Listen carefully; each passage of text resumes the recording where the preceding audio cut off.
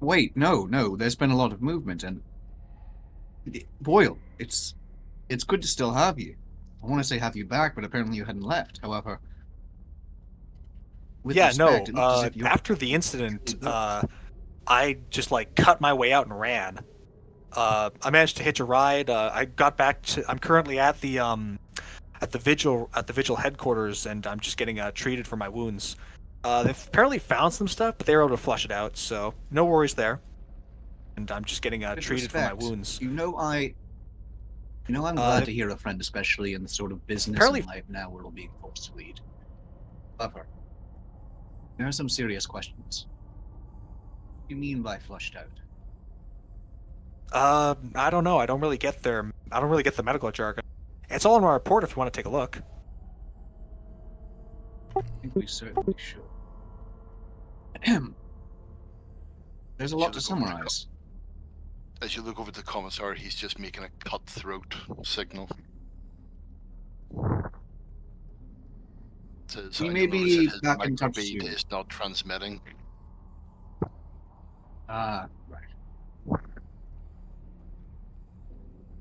Hopefully we can contact again. However, at the moment we sadly are being sent off somewhere right after. Presently occupied. No Again. worries. I'm fine to not do work as long as I don't have to. Just tell me when you need me, and where, obviously. And then the comms will cut. Right. So Looks over Rickard at the will, commissar. Franz will turn round to the investigator and go, "What in the Emperor's holy hells was that?" I was about to ask the same question. We found out even a scratch from those creatures requires immediate medical attention. He got way more than that. You stand outside of the Regis Chancellery as you hear a loud bell go off. Ding, ding. You see people flood out of the huge open wooden doors, reflections of light in the gigantic windows reaching up against this impossibly large cathedral. As you stand there on the street, you look and see Tetricus, impatient. The two of you are on your microbeads hooked up to the Voxcaster as you see auto carriages drive by. And Franz, can you describe yourself for us? Franz will have basically still be wearing the Vigilite armor. It'll be a little bit more worn, not as polished as it was in the morning. So it is, with dust and grime now starting to accumulate from the auto carriages kicking up. He'll visibly be tired.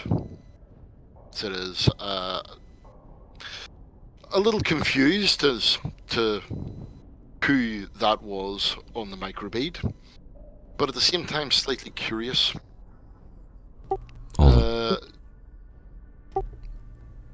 And you, Nick. And Okay, sorry.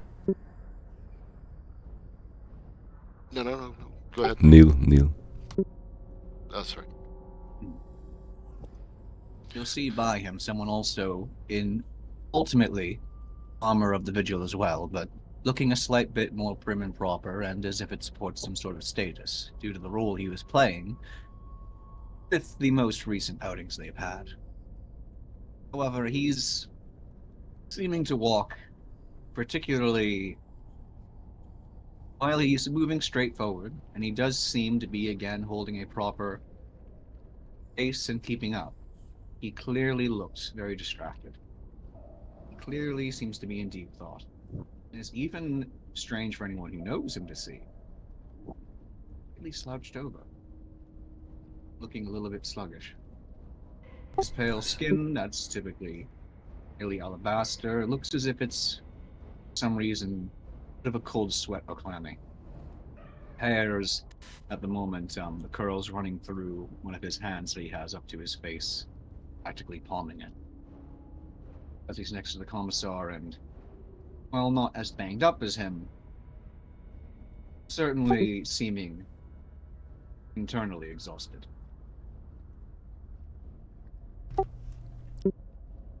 Awesome. You can hear After- people discussing in the background. Yeah. After seeing the condition of the Inquisitor and having a rather burning desire to see what else is in the medical bay, says Franz will hop in, pat Tetricus on the shoulder and say, take us back to base. Medical attention is required and a mystery is to be solved. Alright. He switches the clutch and you hear it sound as the engine slowly roars and begins turning. You drive all the way to the base, and I want any of you to roll a d100. Random event die. Because a lot of people have been made aware of you. 3. 3! On the d100? On the D100. Ooh. Oh, very good. You will be driving back to your base. Oh, shit. Just out of curiosity. So I attempt to fix part of my collar, hearing the large boom we seem to have made. Now, his van stops right outside of the Grand Precinct. It is late at night, and you see these floodlights just swerving around on the sky.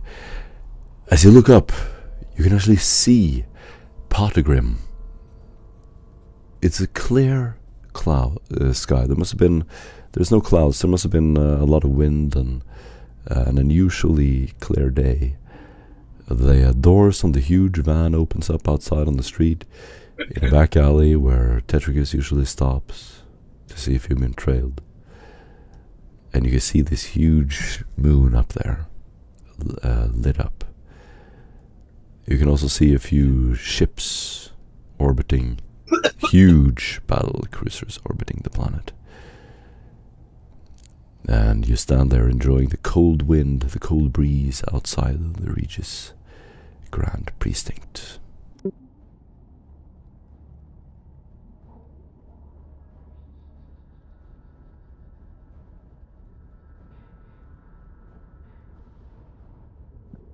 I assume Boyle is still connected to the microbit. Boyle is indeed connected to the microbait. He's just, he's just waiting in his hospital bed. He's eating a Nutri-Bar, waiting to hear from them.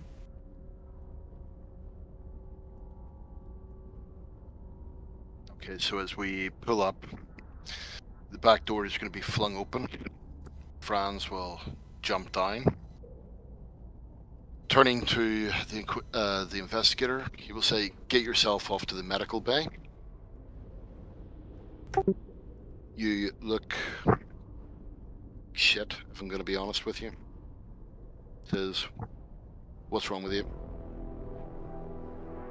So you enter the Grand Precinct headquarters. Finally driving in, you will be met by Cyanan. As you walk off the van, Cy comes around the corner. He approaches you and stands about 10 meters away. He has a low stick and he just lowers it slowly, looking in your direction, just looking left and right. You see the other Vigilites getting out of their vans.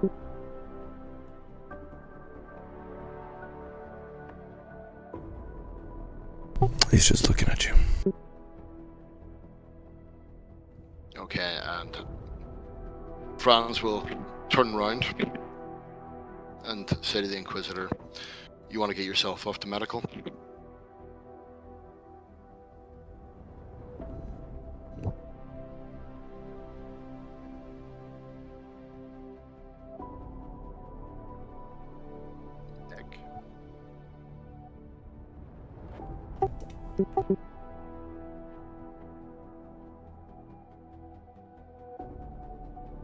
Okay, then he's going to turn around to Sai and say, "So, how have things been since we've been away? Anything of note to report?"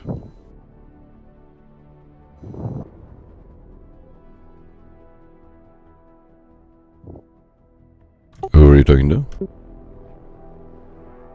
The gentleman that's staring at the back of my head. I was speaking to Nick, but obviously he's disappeared. The arbitrator Cyanon. Well, at present. Nick? Are you here, I can't Nick? hear you if you're saying anything, Nick. I think he might be muted. Am I coming in? Oh, there we go. There you are. There we go. All right, just checking. Sorry, there were some technical difficulties on my end again. I do apologize. It's alright. Present, Okay. we have way more questions than answers. You get yourself off to medical. Something's obviously bothering you. Yeah, there were a few ideas I had, and then our unexpected announcement. Want to make certain we check that very thoroughly. I'll be off. Hopefully see you soon. Begins to stamp and trudge off, seeming to be wrestling with something. Finally getting his composure back as he moves Franz will forward. go onto the microbead and say, "The investigator is coming in to medical. I want a full workup on him. Says blood analysis, everything, full spectrum. I want to know what's wrong with him." You're gonna hear your Margot's biologists confirm that they are getting their medical bay ready. Cyanon sort of slowly walking in a circle, just looking where you are, behind the van. You both will get a Fox Speed buzz as Boyle will come in and say, "Hey, I just got kicked at a deep medical, so looks like I'm doing well. I'll be in the lobby." And Boyle will move to be in the sort of lobby meeting area of the...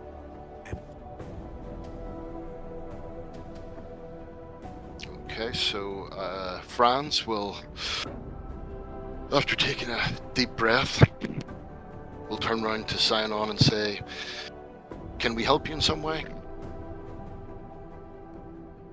I'll be waiting for your debriefing. I heard one of your agents returned from the field. He got wounded by the creature. I expect a full report. That is, the Marshal and the Inquisitor expect a full report. Well, by the sounds of it, you even might be allowed to speak to him yourself, because he's up and about, right as rain. That was fast. And despite himself, you'll see a slight quiver just under Franz's left eye, showing a slight bit of concern. And he'll go, I thought you left him there.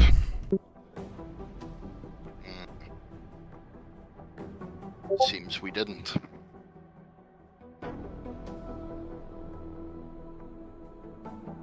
Cyanon looks at his chrono. It's almost time for me to return. I'll be at the station. Well, don't let me keep you. He begins walking off.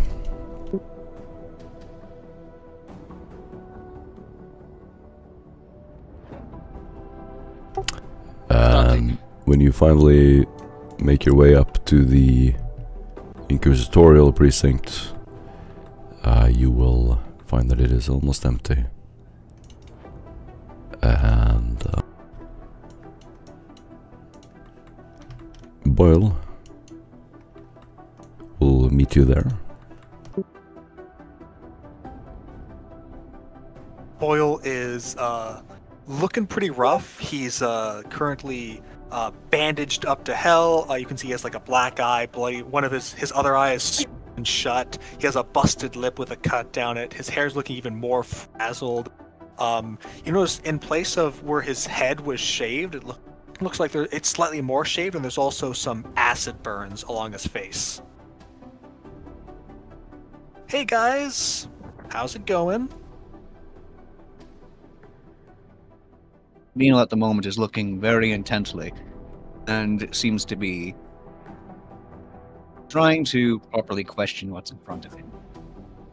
He seems to want to be truly certain, and he seems to want to believe what he's seeing. There's a positive expression on his face, but one with a lot of uncertainty. He gives a quick glance over to the commissar before then glancing back at Boyle. So, Boyle, you were dead. No. I don't think I was. Okay, we'll do With respect. Start at the top. Well, so the creature ate me. Let's start there, because that seems pretty important. Mm-hmm. So, in my desperation, Presumably.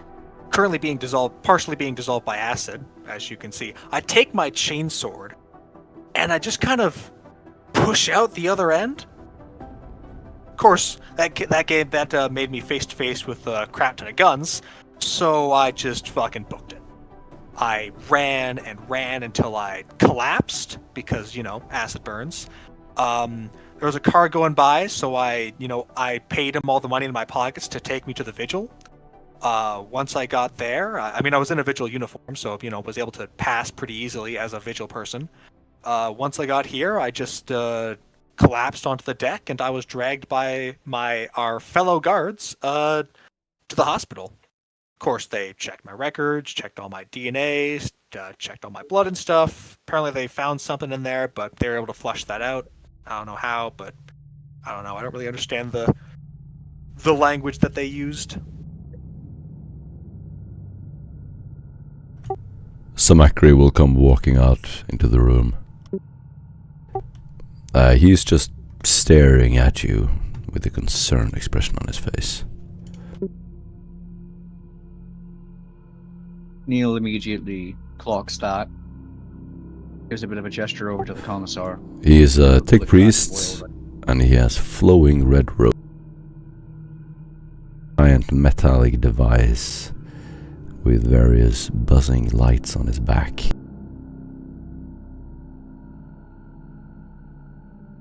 And a series of wires attached to a metal mask covering his mouth and neck. The red light from his eyes scanned the surroundings immediately, forming holographic grids that slide.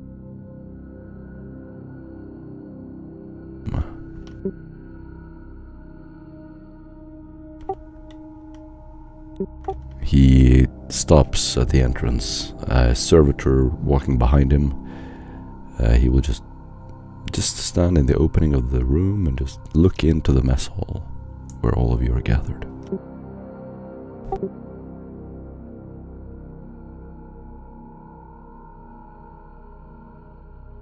Does he... Right before we can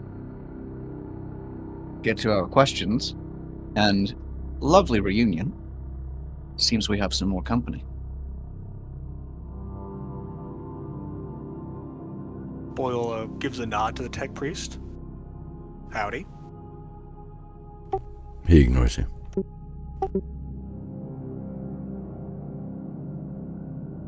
Neil all of a sudden starts staring directly at the tech priest, as hard as he can to trying to look him in the eyes.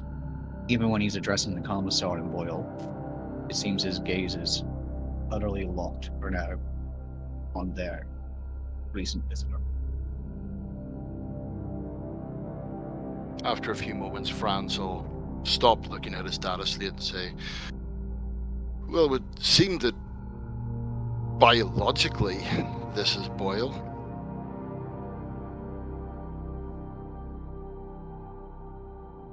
Boyle However, looks confused at you. I'm pretty sure I've always been Boyle biologically. And I do With this- apologize, however. Franz will actually sort of look at him in a sort of sideways glance and turn more back towards the Inquisitor and the newly arrived tech priest and say, however, that is not to say that psychologically or spiritually it's Boyle.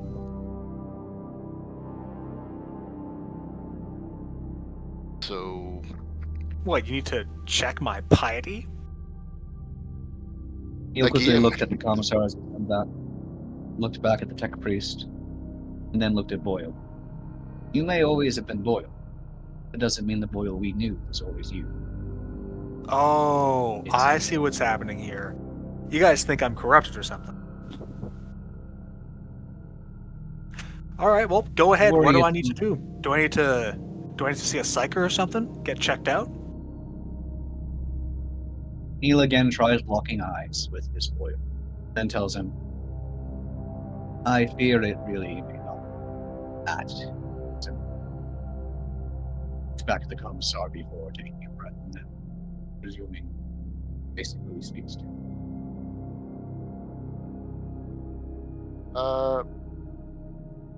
Boyle, if you would Indeed. mind staying here for 2 moments while we speak to the tech priest. Obviously, it looks as though it's something rather important. You understand. Of course. Do whatever you gotta do. I'll just take a seat right over here. And Boyle will go ahead, take a seat, and he looks a little nervous. But he looks like he's trying to cover up the fact that he looks a little nervous, and he just takes a seat.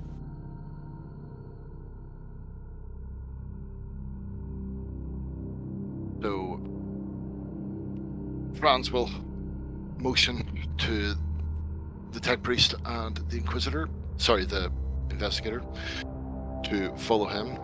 They leave the room. He closes the door, turns as to you- the tech priest and says, Hmm. Is there something you wish to impart to us? So Macrocorpum looks up at you, his red eyes trembling. The vector is incomplete. Spore encoded. It may mimic death cells, then restore function with improved resistance. Not dissimilar to certain extinct mechanicum plagues, but far more elegant. It is a marvel.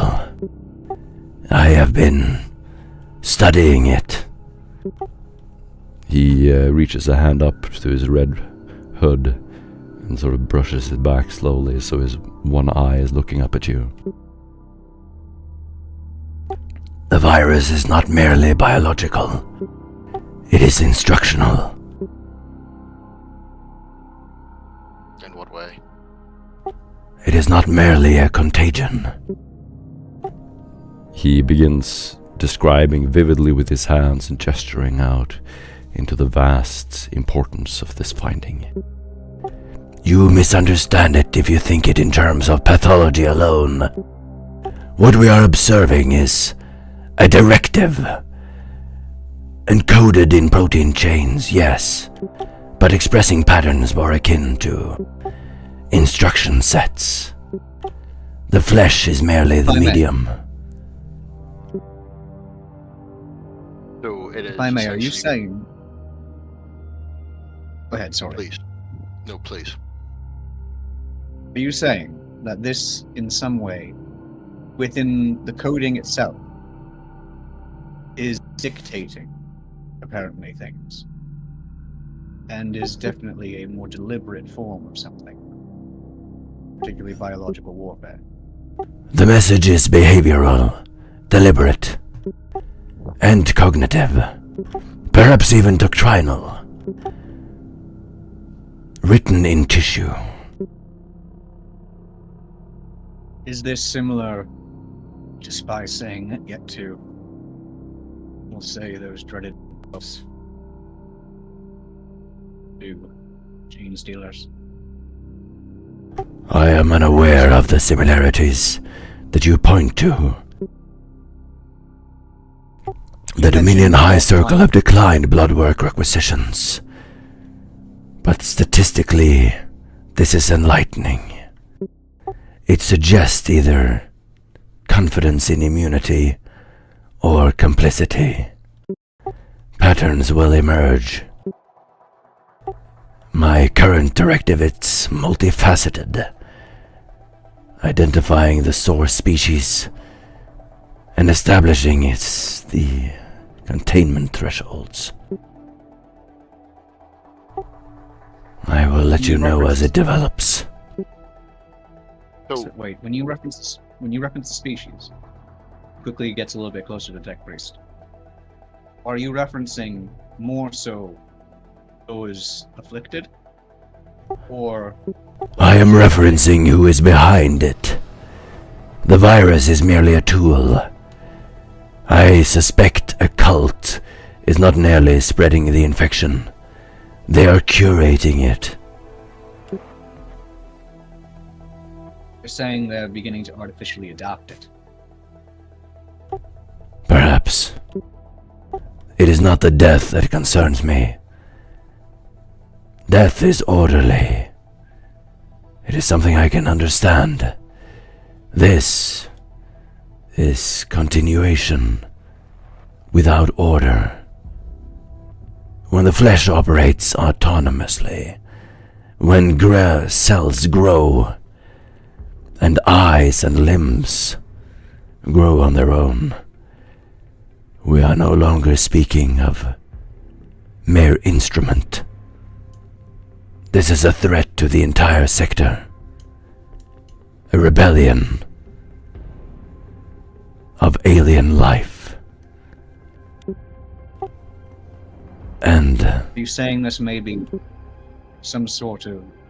I am saying there must be someone behind this. This was planned. so Would you if it claim is- right now, of the information... Sorry, would you claim right now of the information we have that you are talking to the lady was present? Looks quickly at the commissar, looks back at the detectives. Are you saying you believe there's still time for us to prepare or retort? Or do you say the floodgates are open?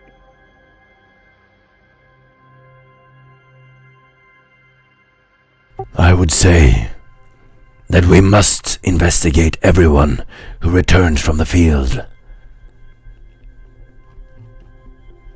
If you encounter a subject exhibiting abnormal regenerative capacity, altered emotional response, or mirrored behavioral patterns, restrain if possible.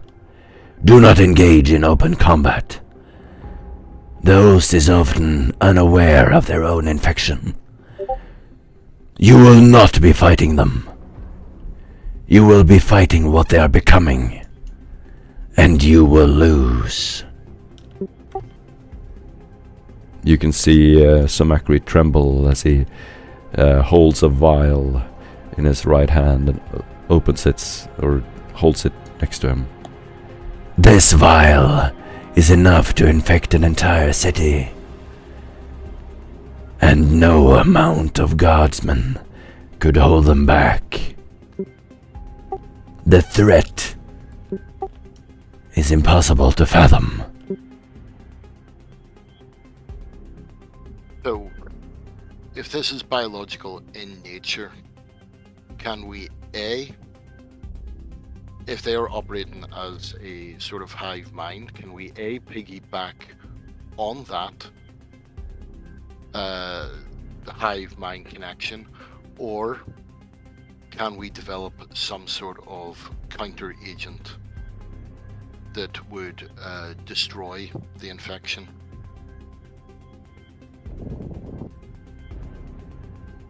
Or would you have the time to do that? Samakri looks down. An inquisitive question. Encouraging. Piggybacking, as you say, would require exposure, partial infection, a risk with no margin of safety. I suspect one of you has already stepped too close. He takes off his hood. Pauses. As for a counteragent, preliminary analysis suggests the organism is highly adaptive, with protein fold encryption that alters every 12 hours. Standard veridicals are ineffective. However, What if we were to, say, conduct an airburst? if you burn it sufficiently, I am experimenting with psychoreactive compounds recovered from Eldar. They do not kill the infection, but they cause pain, recognition. It recoils briefly. This is not a cure. It is hope. Whether that is enough will depend entirely on how deep the infection has burrowed, and what it has learned from us in return. Perhaps it can mutate and learn, but for now it seems to function. Well, at present, if I may again, pointing at the tech priest, you yourself said, looking then over at the commissar and then back at the tech priest, seems to be artificially adapting. So that there's someone It is a biocognitive resonance. Each host mirrors the whole, without knowing it. Like a fungus. It grows in many places, but shares no central stalk. What one senses they all feel, but not with clarity. Some Again, I do get that. form of instinct that we cannot even fathom. Right. His eyes flicker with intensity as he looks back and forth between you. This is something humanity has not encountered in millennia.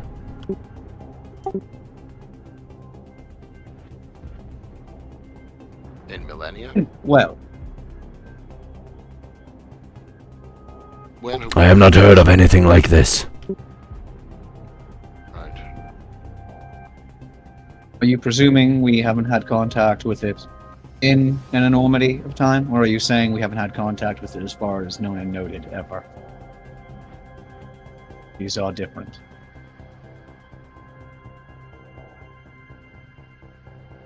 There are archived phenomena that resemble aspects of this vector. Tyranids, yes. Necron Flare virus echoes. Certain warp creatures. But this is different. It possesses mimicry without corruption.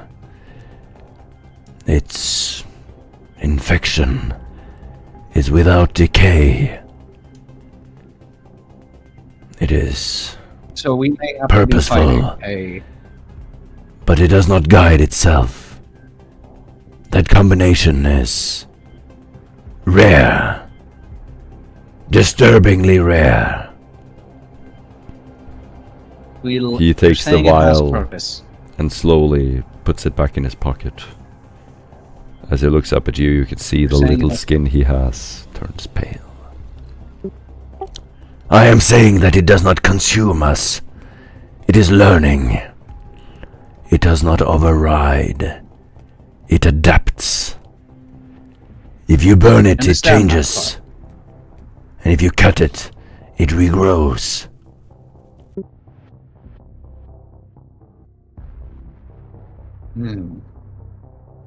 Again, so you're saying we may have to fight a possible partly sentient and You are fighting an idea.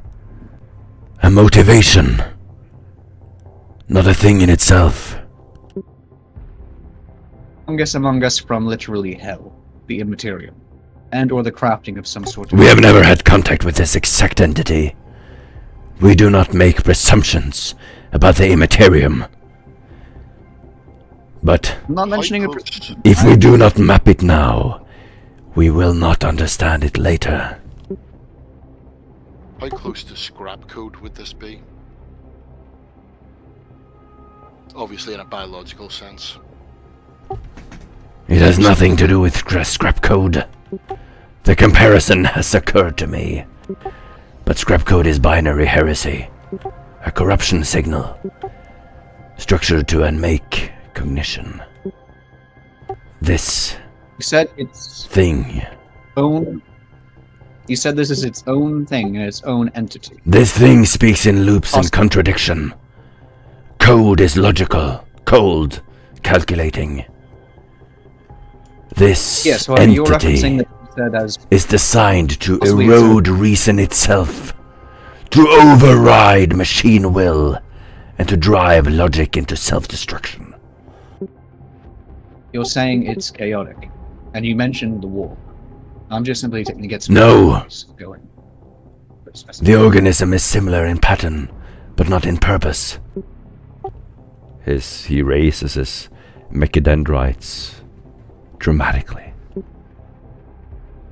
He picks up the Claim vial is again, similar- and the vial contains this cloudy fluid.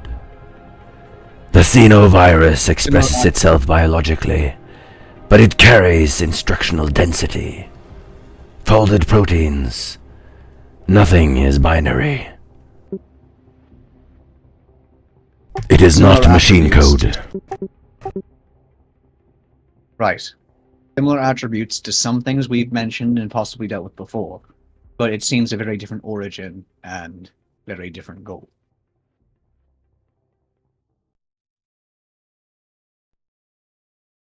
Perhaps.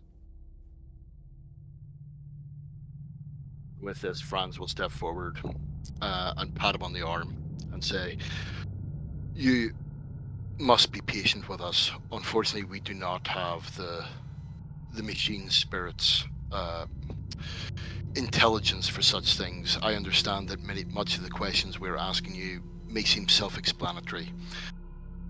However, pull whatever resources you need to investigate this matter further."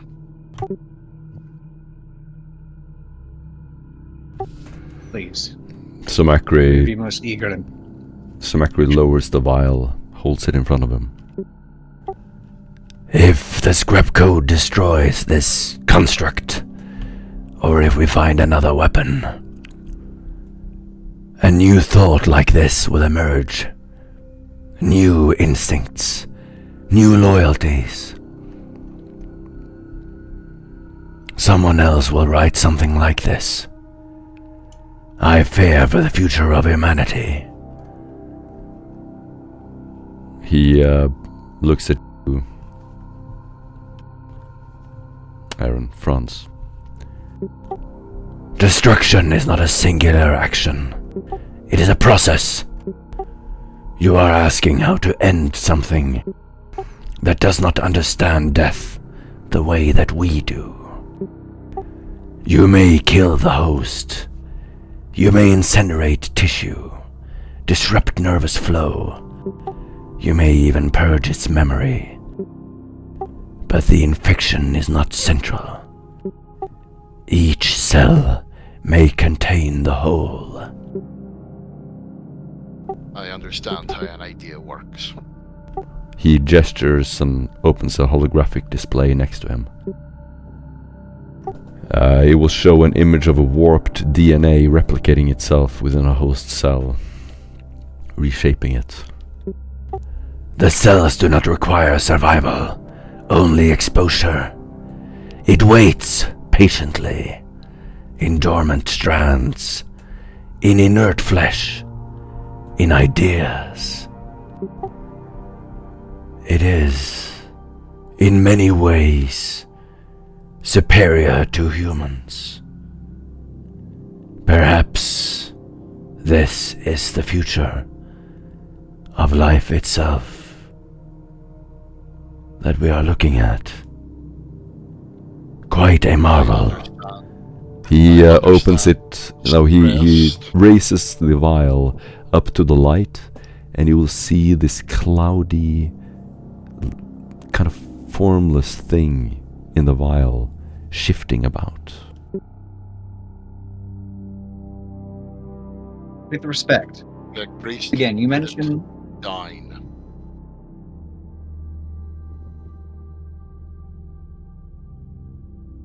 Place the vial on the ground and take a step back. He breathes rapidly. You do not seem to be yourself.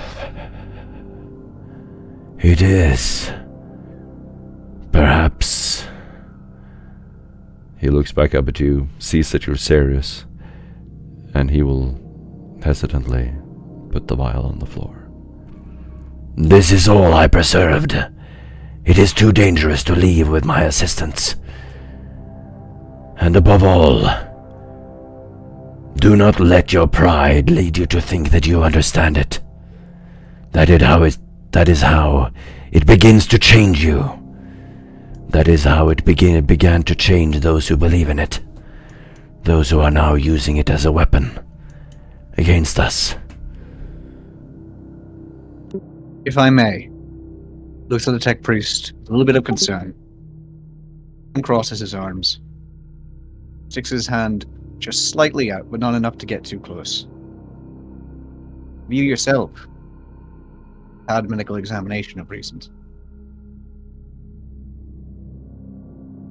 And how many other professionals are here at present involved in this, or who can understand it, who can work on it? Then I am the you only one who yourself. understands it. Looks quickly back at Franz again. Seems to give a bit of a gesture, and Before He you holds a hand to continue, his head, and he sort of sways dramatically as he takes a step back. I have not slept for 2 days. I began to feel its emotions, to hear its thoughts. It is as if it spoke to me. I don't know if it is my imagination, but I am certain that I have not been infected. I have done the sufficient tests. I never touched it in any way. then I would suggest, dear friend, that you go have a regeneration cycle and perhaps spend some time reflecting on the Omnissiah before continuing your work. I cannot break now. Rest is inefficient. That Regeneration is continuous. Reflection is already in progress. Sir looks at him more sternly than he has. these My times. regeneration is a continuous process. He holds one of the vials attached to his chest. You see sort of a bubbling liquid that goes into his chest cavity. Takes a deep breath. His optics whir and refocus as his lungs, you can see his lungs moving within the, under his robe. You still have last checked an organic brain. We'll need some break to ensure then more work.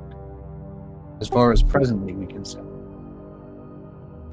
Anyone else you believe you can trust to relay and work with on this project? And if you will forgive my impertinence, even looking at you, I can see that you're not at 100% optimal efficiency. The Emperor and the Omnissiah demand 100% efficiency. His red eyes intensify and turn very, very bright. Tiredness is a biological inefficiency. I do not possess it. He has a long pause and sort of It staggers is back. an effect or consequence of something that's at the time operates excessively and in turn inefficiently for its His bio- servo skull pivots around and illuminates the ground, Have any of you picked up the vial? I have. The servo That's skull right, will a little bit, illuminate the right. vial. Samakri will take quick steps forward and reaching out his hand as the servo skull sort of pivots. If you hand this project to another, they will see a virus, a corruption. They will burn it. He tries to grab the vial. I am not speaking of that. Apologies. Neil's been keeping his eyes on the tech priest the entire time, very cautiously. And he tries to tell him, with his voice becoming as sincere as he can attempt to try and right now bring himself to do. That is not what I mean. I mean someone of your own selection. You know can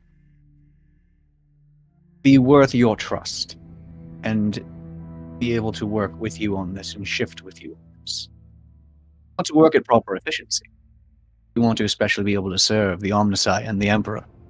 He tries to grasp it then- as the hand closes. Trust. Between No. There are others with clearance, but there are none who understand. we're here to help, but when it comes to what information we're getting and the expertise we have to work with, it can't be as excessively placed upon just one such as yourself. And you have your assistants. Do you trust any of them? There are others with clearance, others with degrees, others with faith, but none have seen what I have seen. None have cross-referenced Eldar neuroglyphs with abyssal protein chains.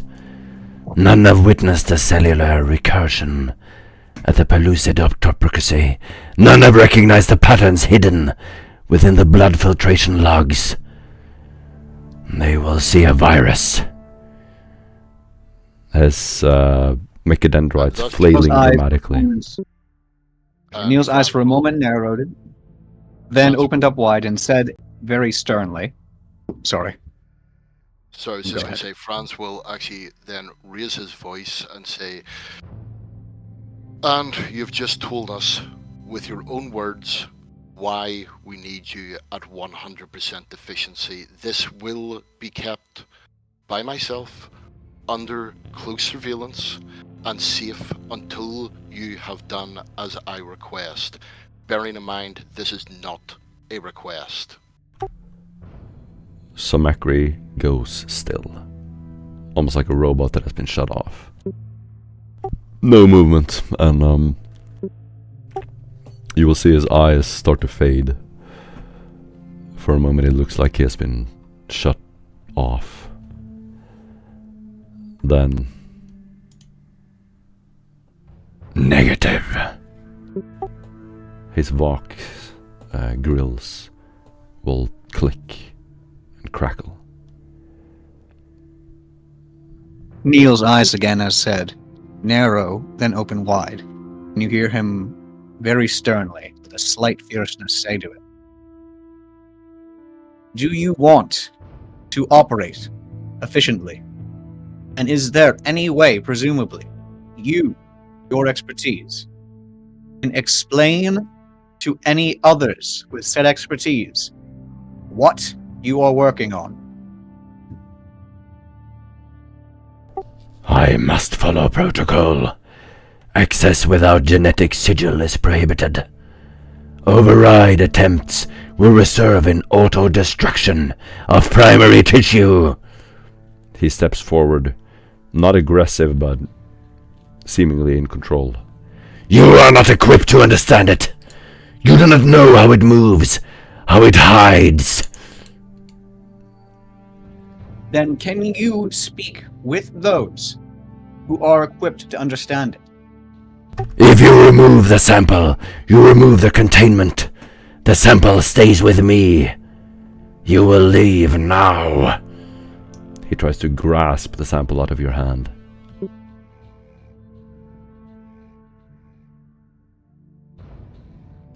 This is too important for you to hold. He uses all the muscle he has and tries to overpower you.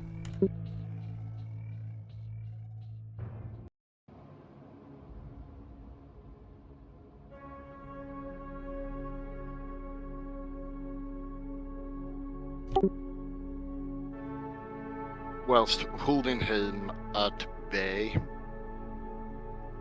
Franz will say, so, if we take this out of here, it will burn all the samples and release it into the atmosphere.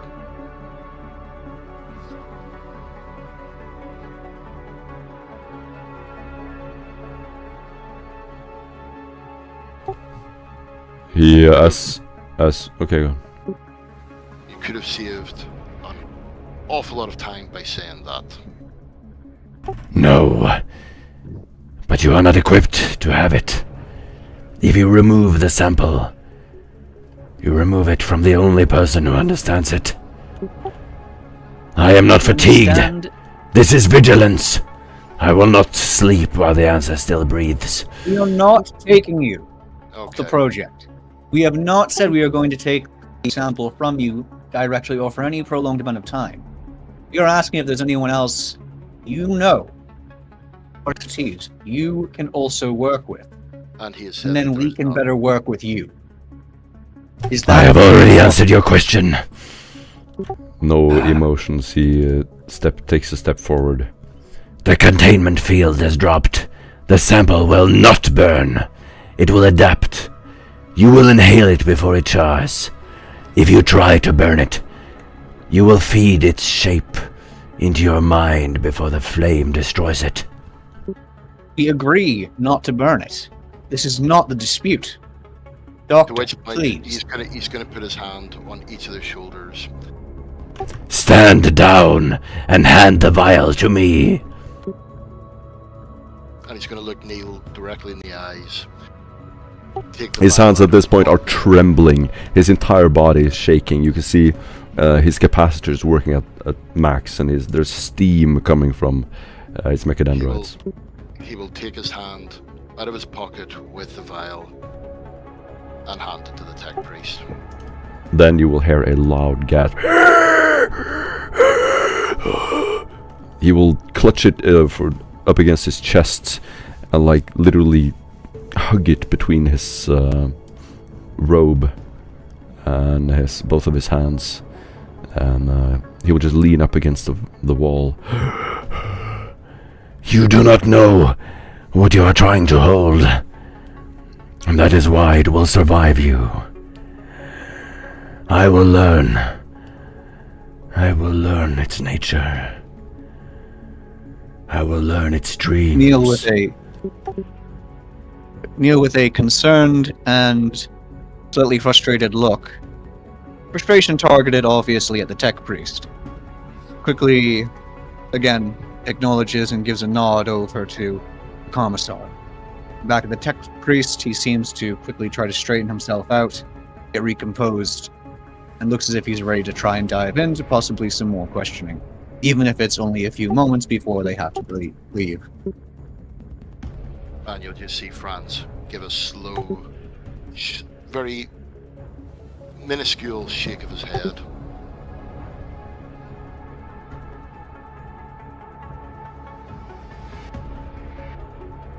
And he'll turn to the tech priest and say, continue studying it. I want answers on how to get rid of this. Sumakri is recoiled in horror up against the wall as an animal that is cornered. He's just breathing heavily. He doesn't speak. The vial is immediately retracted into a recessed compartment within his chest, causing this deep hiss of magnetic locks and vapor seals. You will see the room that you're in. The lights flicker briefly. Abort security measures. Stand down. You will then see his servitor by the opening of the door take a step back out into the hallway. He begins to recoil and struggle his way through the chairs, knocking some of them over, almost knocking a table over. He stumbles over to the exit. Emotional escalation noted. Trust metrics adjusted. You were not wrong to fear it, but fear is not control. He looks up at you, Franz. I thank you for your restraint, and I apologize for my behavior. But it was necessary. I would request that you return to the loom and continue your research. You will notice that there will be an enhanced presence outside with hair wire grenades. He nods intensely. When the dream spreads and the voices begin to speak in a language you almost understand, remember this moment. You handed it back to me, and it remembered. He looks down, and his hand trembles as he touches the place where the vial is. Now, let us continue.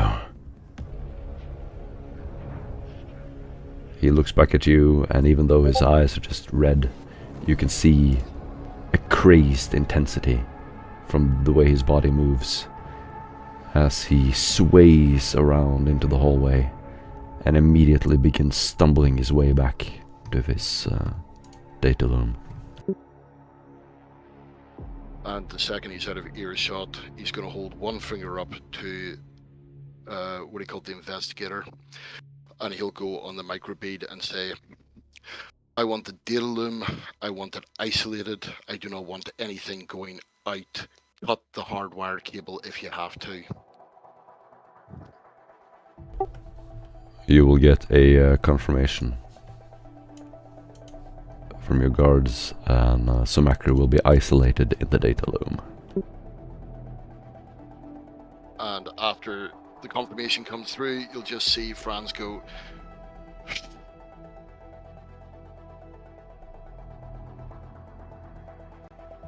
with his eyes closed, taking a couple of deep breaths and turning to the investigator. And so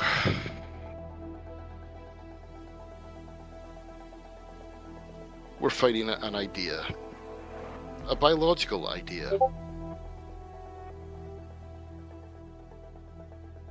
Any ideas how to beat that? Neil, while his head is briefly down, moves his eyes looking upward, along with his brow, up at the commissar. And once eye to eye begins to lift his head up with a little bit of a nervous laugh, saying, certainly the first time I've faced this challenge in my entire career. Do you think, despite being biological and an idea, he meant it was more of a genetic strain, or the idea of data, information affecting genetics, from what he said? Can we get anything out of that? To be honest, the fact that he said that it was an idea, I mean, what is the Imperium?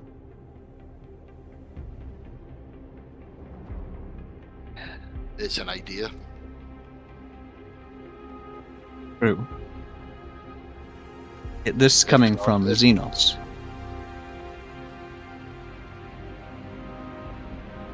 How many Xenos empires have there been in the past? We're going to have, at bare minimum, a lot of reading. And, puts his hand on his shoulder, a lot of deliberating to do. Takes his hand off. Do you think we can proceed trusting this Boyle now? Yet. And you'll see him actually go onto the microbead and say, those transports, how many have left within the hour? And having gotten a reading through, he'll turn to Neil and say, if this is biological, we don't know who has it. Exactly. They estimated that there has been 3,000 transports left in system and out system.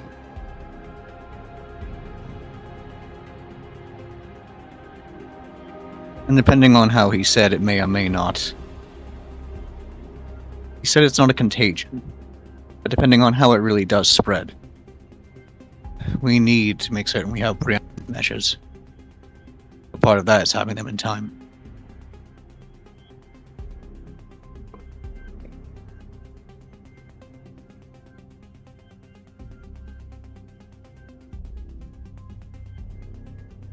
He looks at the commissar. And you'll just see Franz He looks at the standing there, just at a loss. And have been some questions I have been meaning to ask. At first I thought ZB, yet seeming to quickly roll his eyes, said, perhaps the other tech priest we've come into contact with of recent, other than who we just saw, or Zeta Beta. The new member of the overall team. Some things we might want to take to him about this. What are your thoughts? As he looks over at the commissar quickly. Well, it couldn't hurt.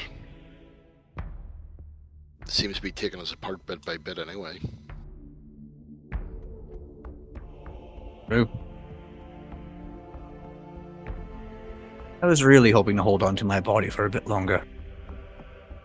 He says, with a bit of a boy look on his face and a bit of a deep breath, sighs, looks over and goes, let's check out some things. We might have a few experiments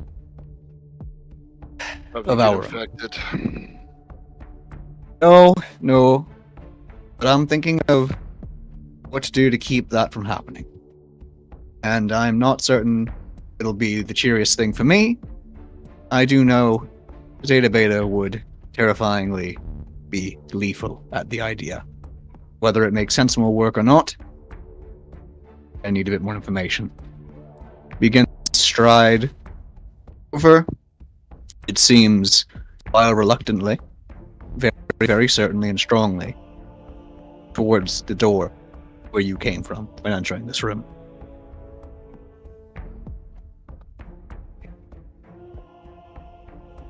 Right, back to the original problem.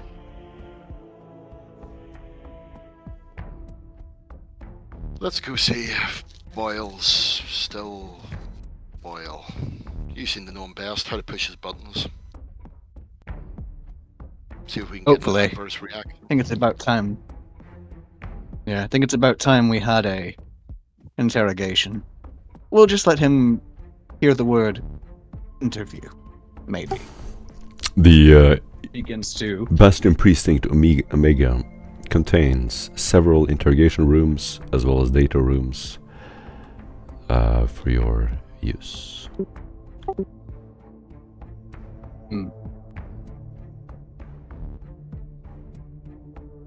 begins to have the door open as they try to proceed through.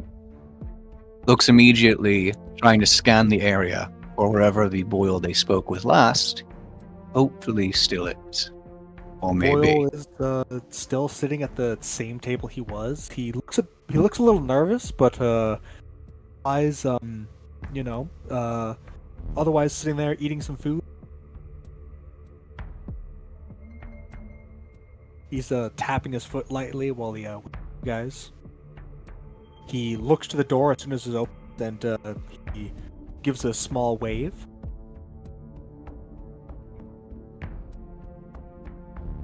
Neil tries to give a good look face to face from across the room. Gives him a bit of a nod and a bit of that little smile or smirk you're used to seeing sarcastically on his face.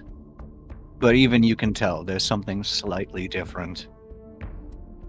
As then, obviously, him the commissar. You also I was going to say him the commissar. Go ahead, sorry. I was just going to say you'll also see Franz on button the what do you call clasp to his bolt pistol. Boyle seems to swallow, and his eyes are on your guys' weapons. And he looks and checks the camera to make sure that it's still active. And then seeing that it is, he will wait patiently. But he's like he's a lot more.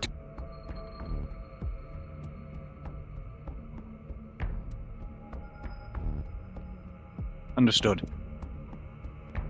You whether or not hearing Neil say that, the commissar does, as he says that pretty calmly under his breath, but walks again composed, yet a little bit less deliberate, as you're used to seeing him do. It's as if he's, for some reason, being a little more casual than ever were really used to seeing, rather than a bit more strict or prompt.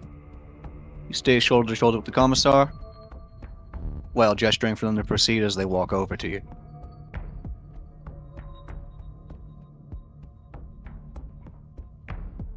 He awaits your approach as you guys calmly walk over to him. He's not armed or anything. He's wearing a hostage clothes. He doesn't look armed. You can see that his long last, his kit bag, wherever that is. He's all bandaged up. You can see that they've recently been changed. And he waits for you to sit down across from him. As we arrive, you hear Neil sort of briefly kick up his chin, stiffen his lip, it seems quite literally, as he then says, as if they've got good news, maybe. So, actual favorite, or typically hospital grub, obviously not the best? Yeah, no, much, pretty glad to be dismissed. I, pretty worried there. Considering what we learned. Absolutely. But, As they begin to proceed and sit nearby you, he goes on his way down to the seat. Absolutely. He goes, and then pops over. It is a relief to have you back. However, a lot of different things have happened from the moment that battle went on. We ended up trying to do another undercover movement at the meeting where the council was, as members of the Vigil. We seem to have found some proper suspects, but we were rebuffed by one. And there's another member of the team as well. We might be wanting to speak with soon. Believe it or not, another tech priest. Oh, great. I'm guessing Yep. that he is not adept as I am. I'd say he's, while reliable, very theatrical. Not in the same way as our fourth priest. Well, you know what they say. He's the spice of life. Yep. However, I do obviously want to ask a few basic things, and obviously Franz does as well. Before we proceed, and hopefully you'll follow our lead while we go to the next few areas we need to. Oh, you're gonna kill me, aren't you? And can get caught up. What?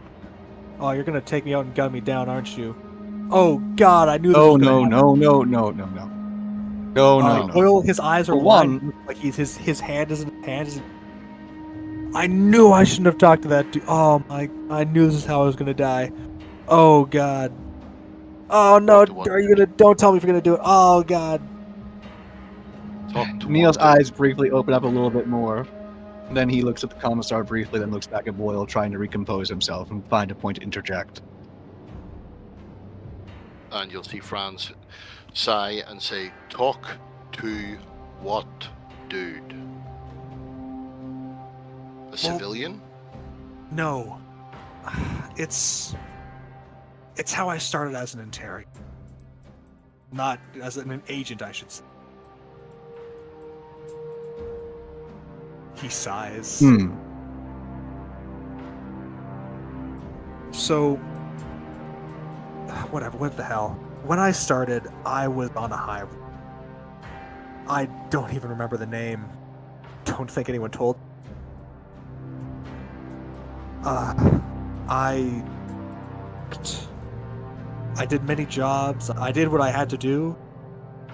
I never was admitted to a school or anything, so I just had to find work where I got it. And, well, one of those jobs was extra legal. And, well, I found a guy, looked like an easy mark, and he was. It just turned out that guy was the person who inducted me.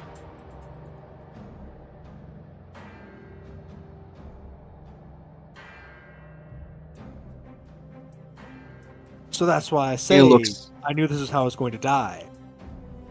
I was going to be gunned down by an inquisitorial agent. I guess it just got delayed. And see that his head is in his hands. He's like, there's like some tears in his eyes, but it looks like he's almost close to accepting it.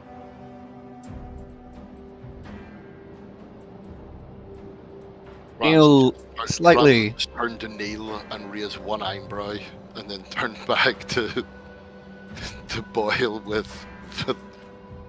Is he gonna cry? Neil acknowledges Franz's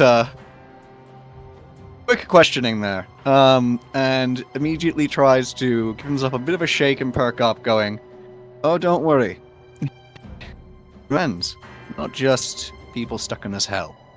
As he gives him a bit of a pat, very carefully with just the tip of his fingers on Boyle's shoulder, then tells him to look right up though quickly at him, and says, "However, rather than shoot you down, we do want to shoot some questions, as I already said.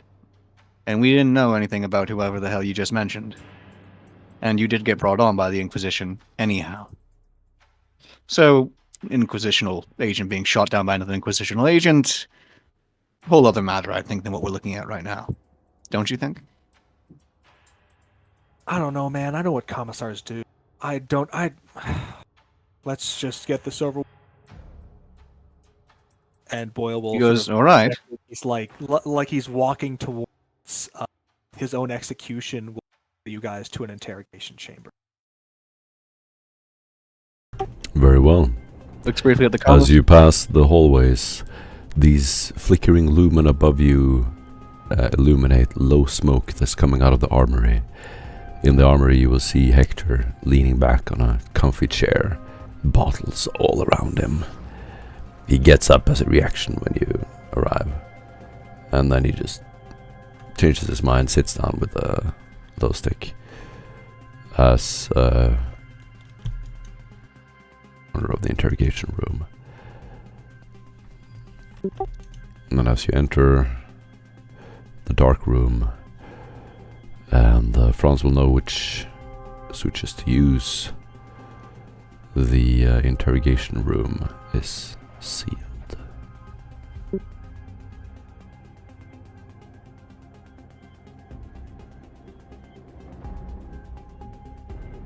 Okay, Boyle, do you want to take a seat?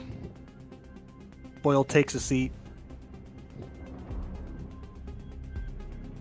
And you'll see him start to set up all the apparatus, what do you call it, recording device, just auto quill, etc., etc. And you'll see that he's actually taken his time over it. But as an Inquisitional agent, obviously that's, having less of an effect on you. The room is quite dark. There are only a few medium lit lumen.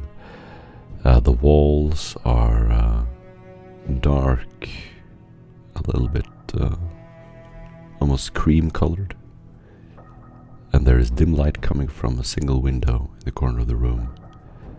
There is a large table in the middle of the room, and the door is vacuum sealed. You hear this hiss behind you as it closes. The room smells airily of soap. It has been washed and sterilized.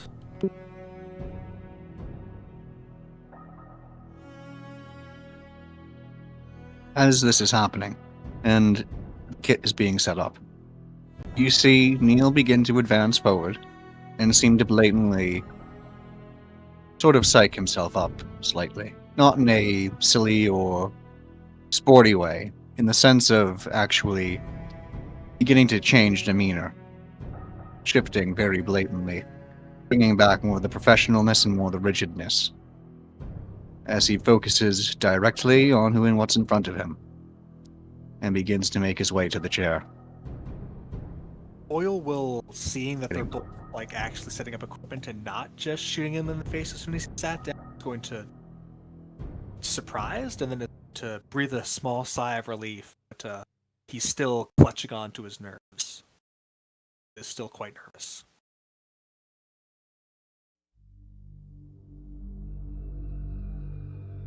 As Neil begins to sit, he takes in the surroundings, looking back at Boyle each time, checking in with the commissar on how the kit is going. Are we ready to proceed soon, or? Yep, we're ready to go, and with that you'll hear a screeching of a metal chair on a stone floor as he sits down, and then the screeching as he pulls it forward, and a data slate is slapped onto the table. It will be turned, and on it will be a picture of the vial they recovered from under the Administrorum temple. And he'll slide it forward and say, "Recognize?" Yeah, we got it from the bottom of the chapel, I believe. Zeta Beta analog.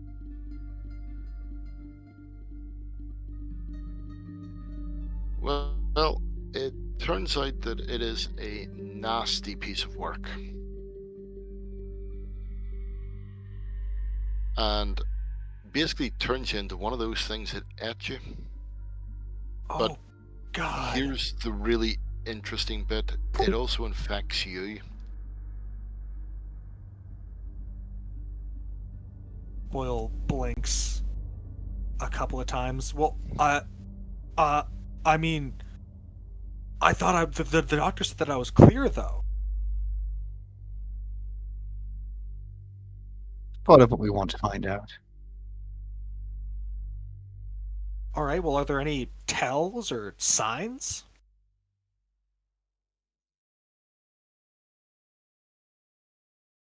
And Franz will just sit there and stare at him. Well,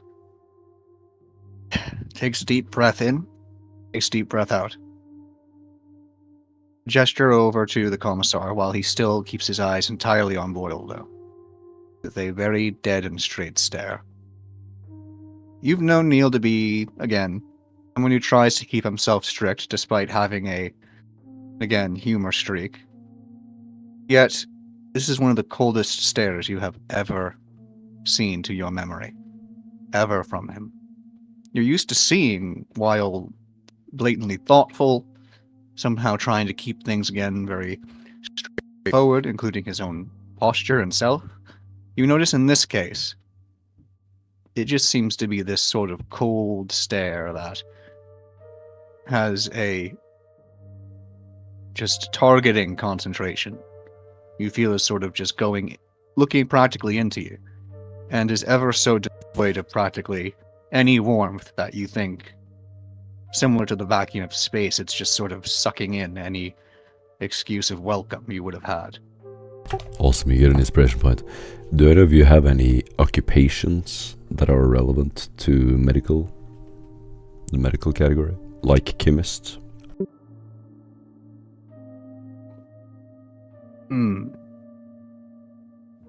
Only thing I would have is I'm trained in Medicaid.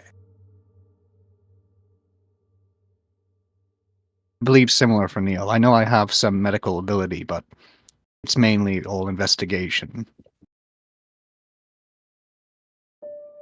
Criminals and whatnot. Do any of you have a high Medicaid? Just my intelligence 50. Anyone else? I don't have Medicare. If I'm checking mine, I have an okay Medicaid and a high intelligence. Does anyone have senescence? Yep. Alright, Franz. You're not going to...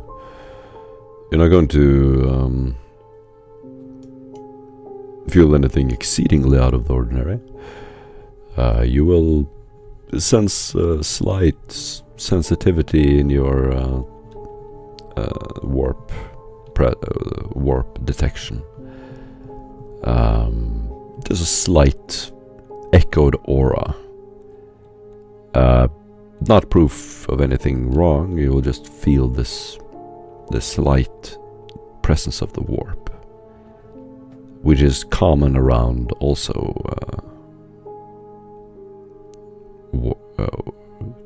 items that have been touched by the warp.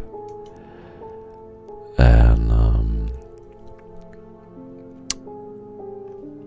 do any of you have any forbidden lores in Xenos?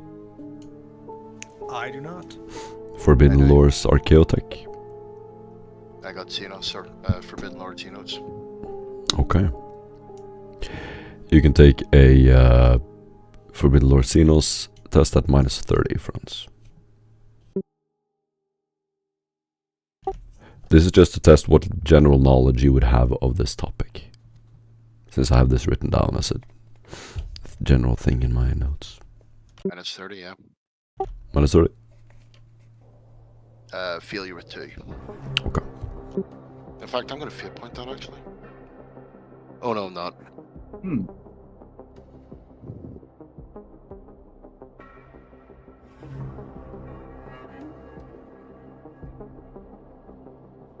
No one has Archaeotech? The only forbidden lore I have is My stuff. Okay. No one has Forbidden Lore Archaeotech? Alright. For me, it's mainly again tracking criminals and then a few things here and there to help me survive. What I do have, though, if you'll allow me to use it, is my Quest for Knowledge ability. I can spend a fate point to automatically succeed at a logic or lore skill test with a degrees equal to my intelligence bonus.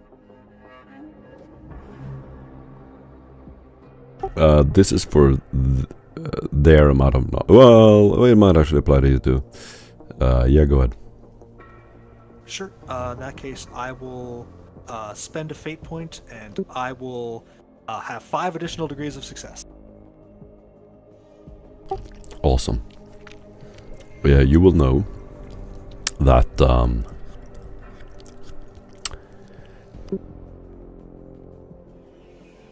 something like an Eldar Seer Stone could be used to detect this. Also, if you are exceedingly psychic, the warp will reveal what the eye cannot see. There is a certain delay in presence, a latency in the soul print, like a shadow almost, walking in these echoed motions. People who are shifting within this, who are in danger of being infected by these things, may appear slightly delayed, with a slight dual layer signature. You would know this. So reading over the data slate, he'll look at it and he'll say, judging by what it says here, people who are infected with this sickness have like a delay in their signature. Do any of you guys understand psyker bullshit? I have been going to say what you just pointed out terrifyingly reminded me of delayed symptoms, or matter of limited time when it comes to how contagious or not something is, except possibly in a way that is way more frightful than we typically would deal with. Outside of having to find a way to counter psychers, so tracking any down that have broken the law, my experience is limited. Counselor? I have some limited knowledge of psychers. All right. Take a look at this highlighted portion here. Slides back the data slate, and you'll see highlighted are the various connected details that would all come together to reveal. It's likely that either revealed through like an Eldar Seer stone, delayed warp signature could be one of the noticeable symptoms. Another thing, if any of you have scholastic lore biology, as you're sitting there trying to figure this out, you will of course go back on your training and what you know.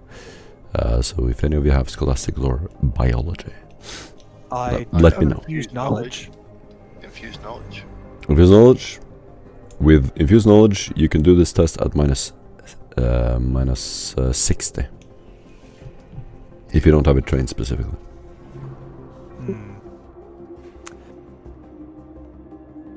Yeah, I'm not sure I want to go out and spend 2 fate points on this, so I think I'll just try to roll. Unfortunately, no. Boyle is not that knowledgeable biology. -9. This would be pretty much a savant when it comes to biology. To be able to read something this obscure and obtain this knowledge in the records. I'm not getting roll because it'll be a minus that I'll need. Okay.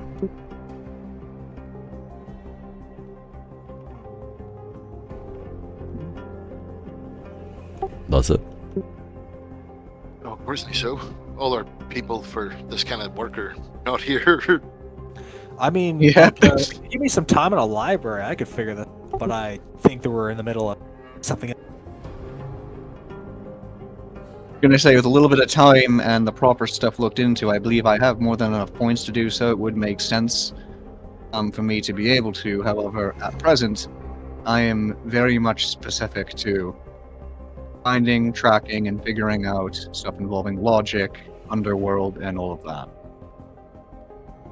Are you a sage? Out of character question.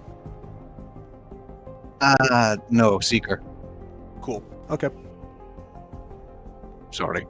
I nearly made a Yeah, I sage. mean, I don't know much else other than that, but like, don't we have a psyker on staff that, Demetrius guy, right? Yes, however, at the moment I'm uncertain if he's available. Hans, do you believe there's a way for us to contact him then? I do not believe so. He's currently indisposed. Well, You are see, there any on staff at the moment?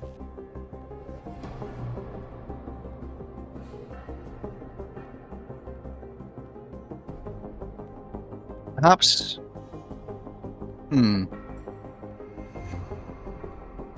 Let's take a must 5-minute break and come back to the game. You guys seem to have a little bit out of character things too to resolve, so we'll take a 5-minute break and then continue. Right, gotcha. And thank you. I'm gonna go grab some dinner. I'll be back. Right. I've been going to say, while there's certainly going to say in character, how there's certainly someone somewhere probably available, as far as who we know. And I was going to try to go down a list of some different associates we've had, mention perhaps looking at Boyle, our friend, when mentioning, I'm pissed at the moment I had her name down flat and now I'm looking up on it, but the wonderful lady who we brought with us to the exact fight where Boyle, sadly, we thought we lost him. I wondered whether or not she had any psycho ability or not. Don't think so. Right. I was also going to just sort of say that we must address this and will. Yet, when coming back round to it, and I was going to get to some of the other questions we had for Boyle anyhow, to try and see how much what he says lines up with and what he supposedly has been told would actually prove to add up with a lot of what we know actually happened that day. Especially since you were actually there, and I got there and heard the account freshly after it occurred. Yeah. Yeah, just ask him to run through what actually happened. Hmm. With a bit more detail. Especially saying he managed to chainsword his way out of it as if he was coming out of a mythical or biblical story about surviving a gigantic fish was not exactly the most enlightening thing.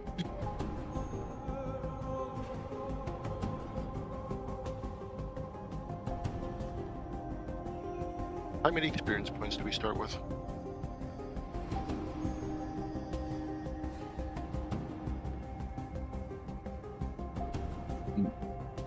Can you remember? I believe. Sorry, I was going to say Mortem. Apologies, you there?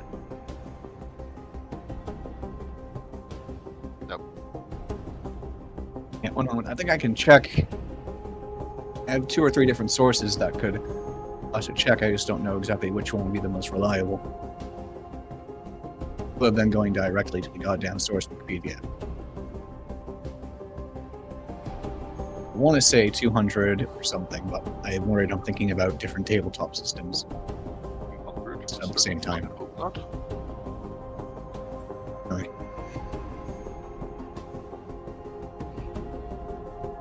Let's roll.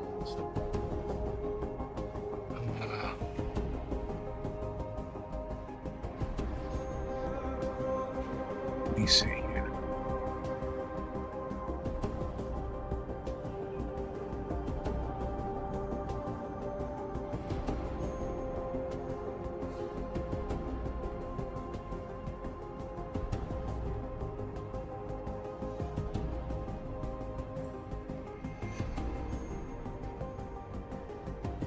Character generator.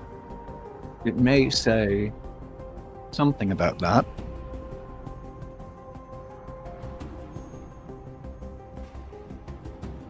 Right, I'm back. Oh, hey, good catch. Oh, by the way, I'm looking at some of the all right, let me see. I'm looking at some of the experience points we do and don't start with, or trying to find that info in the character generator posts we have. Off the top of your head, would you know how much we start with for experience points? Who, me? Yes. For a new character, it would just be whatever your previous character's experience. So it would depend on obviously what you've picked, perhaps. Yeah. Right.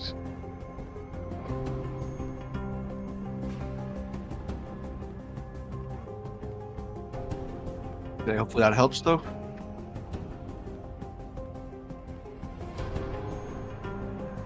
Really? We'll hear him when he gets back. Oh, there he is. I mean, just like look at Franz's character XP and then just use that.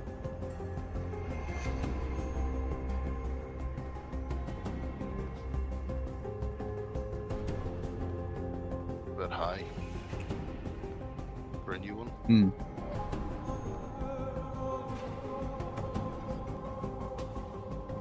That's like what? Hmm. Right. Almost 40,000. Nice.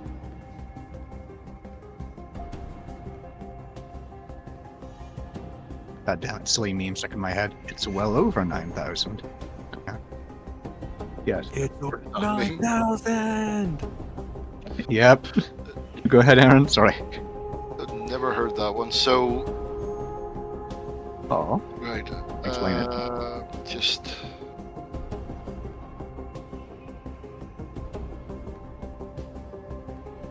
Just actually thinking. Because my notebook on the fucking computer is freaking what do you call it, gone haywire. Hmm. So I will need. Oh, damn my bloody.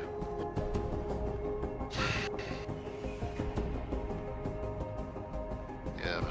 So my notebook has gone haywire on my computer, and it's just coming up with squares and dashes and stars. So I'm gonna have to go back to the notepad. and Did try you to- speak binary? But yeah, and right. try to correlate it all to friggin' together again. Ugh. I know how that is. Fucking sucks. From notepad What is the point in Notepad? It's one of those points where you realize you would have had more security with an actual notepad. Yes, basically. It's just sort of, fuck. Fucking technology. So many great things, but then fuck up one thing. In all fairness, I actually think this is my fault. True, perhaps. I was gonna say human error, all of that. We do have to be aware of our own fuckery, but yeah. It does make me think of a bad joke that I remember saying when I would be in frickin' school or something. I'd have everything I needed, except I couldn't find a fucking single wooden pencil. And I just go, try to find some of, and then I'd finally find one on the freaking ground or something. I go, some of the most exotic and low technology. Pencil. I have it. I have a tablet, I have a phone, I have books, I have notepads, but I don't have a pencil.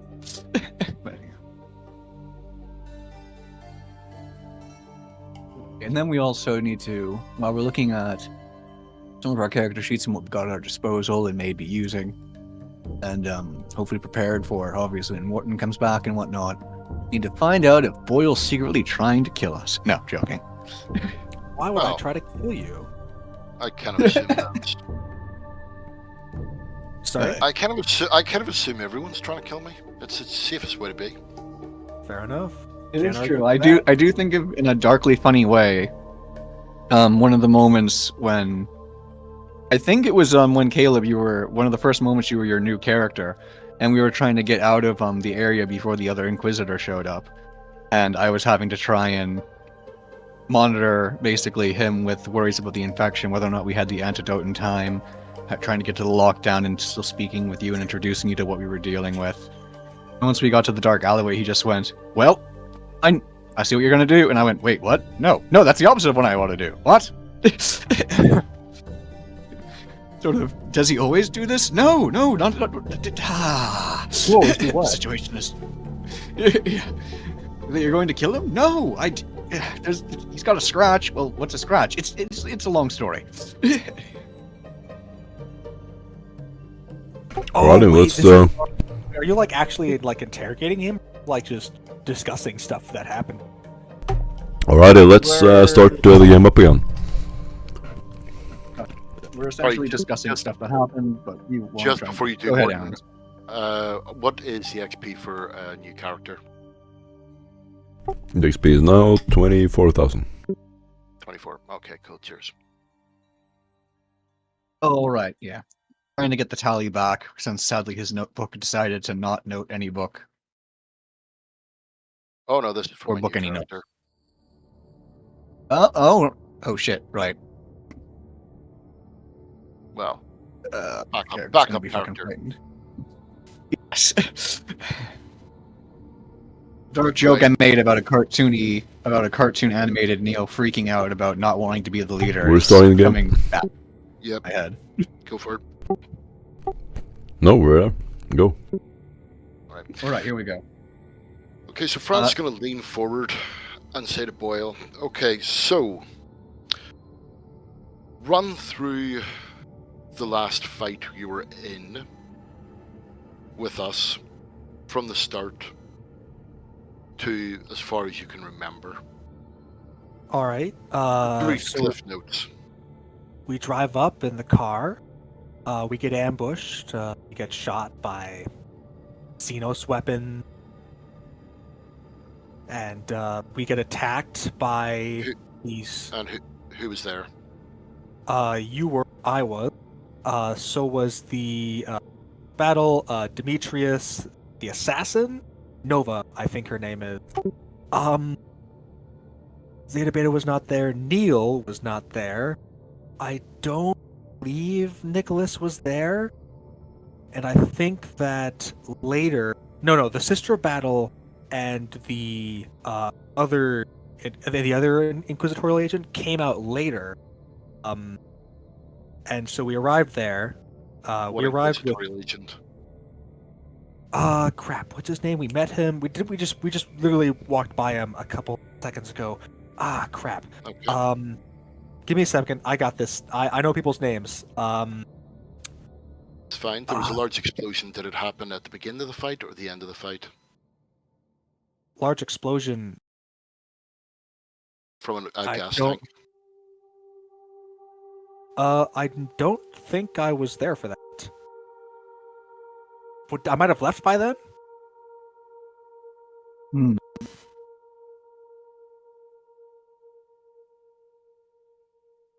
Okay.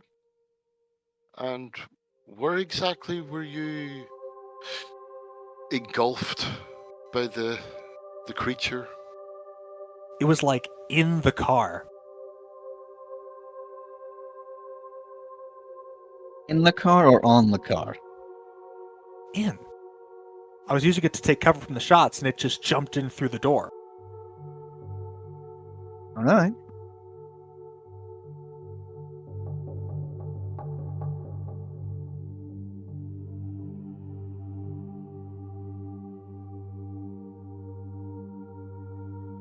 Like, your friends, you were right next to me when it happened. Like, we were both, like, outside of the car. It jumped through it. It engulfed me, and I cut my way through it, ran through the car, and then took a left and bounced.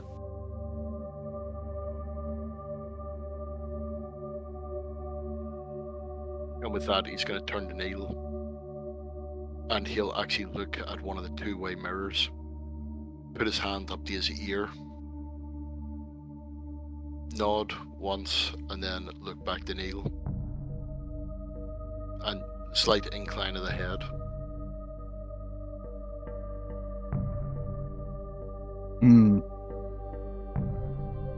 Neil observes very keenly, then looks back over at Boyle really quick and says, just to try and make things a bit more coherent. Obviously, I, at the time, had been still blending in with some of the other vigil officers. And I got back with the information I had, and especially once hearing that apparently something had gone awry. And I found sadly what seemed to have happened, and I was informed very, very thoroughly by the others. And Boyle, of course, trust me, puts his hands up on the table, looks him in the eyes. We mourned you. And then got pulled even deeper into the case than we expected. However, when it comes to what attacked you, what if I were to tell you I had been told your stomach burst?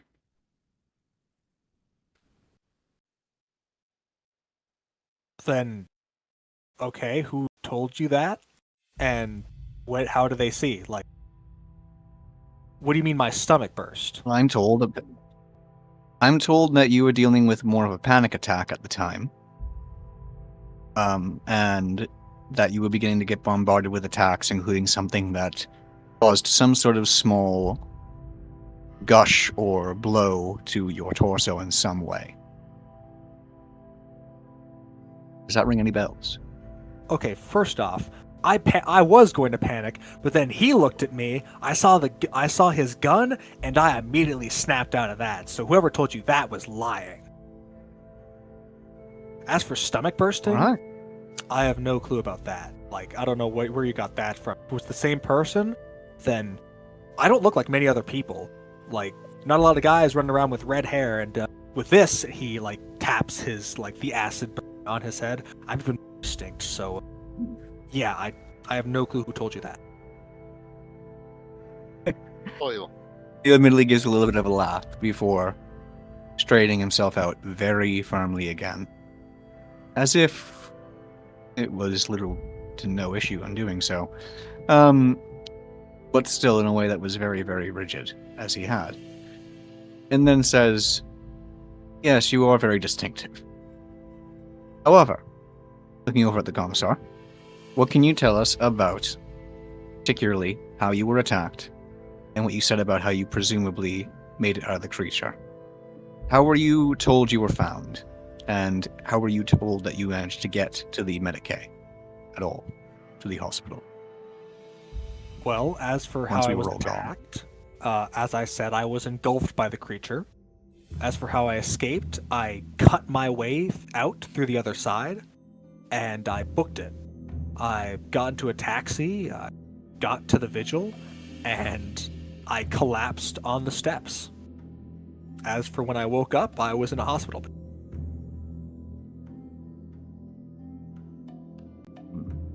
There was a doctor standing And from over what me happened? about medical. Sorry. It's fine. I was going to try and have you continue your story after I added a few notes from our end, if I may. Of course. And then looks quickly back at the commissar, gives a little bit of a nod as if to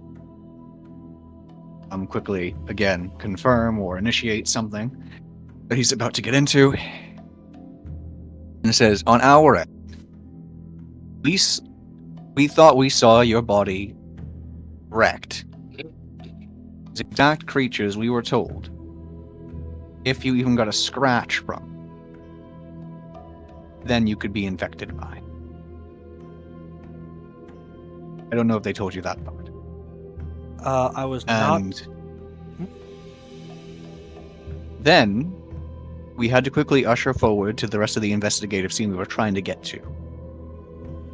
Counselor, not alive. An incident, not just the battlefield that happened beforehand on our way there, something earlier than that had occurred. We managed to get some different evidence and files, and before I could try to escort us out, including with the new tech priest who had joined our lot, the whole other fiasco ended up ensuing. We would have to into a bit more to explain, involving apparently an old associate of the warband. But again, as far as we knew, especially at that point in time, a single scratch along the flesh could result in, sadly, some contamination or some sort of infection. And we thought we saw your body utterly destroyed. So, with some of the new acid marks you have, and some of what you spoke with the doctors about, how exactly is there some sort of explanation or context for that as you proceed with how you woke up? What had they told you? Well, they told me specifically. I don't remember the exact words I was using. I think they had me on analgesics. But they told me that I had been in a bad fight. I don't think I had any actual slashing wounds. Every time I was attacked, aside from bullets, obviously, I was engulfed by the creature. I had crushed bones. I had stuff like that. And when I was fully engulfed, I was dissolved with stomach acid. But there weren't any cuts. There was a bunch of broken bones. No more blunt force trauma. Yes, pure. All of the actual damage done to me was blunt force, no scratches. Which you should be in the same way because I believe you were attacked by the same creature. Never claws, just swarmed into my armor. Ugh, I get shivers just thinking about it. It sounds horrid. However, quickly looks at Franz just given a nod to say, yeah, seems to check out on the medical reports. You see, Franz will turn around to Boyle, looking at the window, will give a quick nod to the window, and then turn to Boyle and say, how do you feel? If I'm being honest, nervous as hell. But physically, still on analgesics, I think. Just a bunch of numbness here, and just a tingling everywhere else. We'll see what happens when it wears off, though. Neil keeps his eyes dead set on Boyle, yet makes a quick gesture over by the mirror window, implying apparently one thing confirmed, one thing waiting, and asking for another thing to be pulled in or brought in. As he then takes his hands casually off the table. Sits back. Let's look at Boyle a bit more casually. Pops his sarcastic smirk, sitting back. Word. And just sort of seems to say, could you give us more information or direct us to any of the professionals who supposedly worked on you and you woke up to? Obviously, they would have had to give you some info involving them, right? I mean, it should all be on my chart. If you want, like, physical descriptions, there was one bearded man, pale skin, dusty brown hair, and there was a couple nurse servitors. They're nurse servitors. I don't know their serial numbers. As for their name, I think it was Medicaid Tambry. Right. Okay. Now, and you're certain that's what you recollect and who you saw? That's who he told me. That's what he told me, and that's what he looked like. All right. We'll put the I mean, little granted, I information was then. fresh on analgesic. I mean, I can't describe like his facial features. I was still a bit, blurry in the eyes, but True. that's what I noticed. Understood and understandable. But now we can take that account and begin to reference what we have down on paper and maybe even find some people to come in themselves. Hopefully. You'll feel a smile come across Franz's face and say, there's no need to. His response is, yes, I did, and I bloody have a job to do. Stop annoying me with stupid questions. His exact words.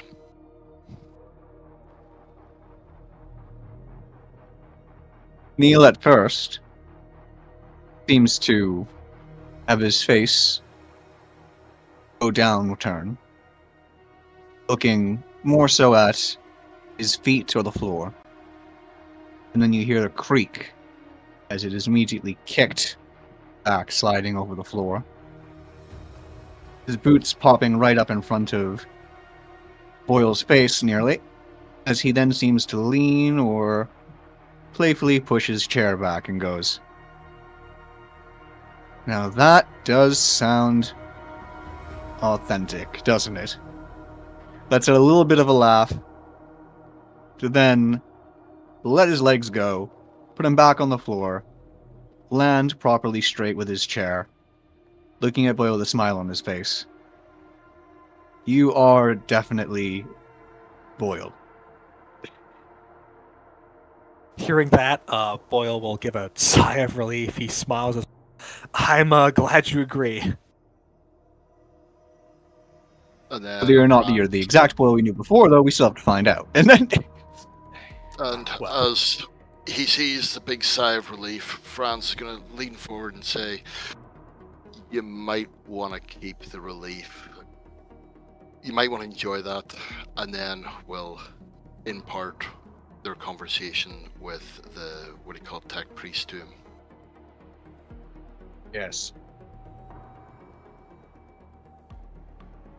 Of course. I mean, whatever helps me not get gunned down, right?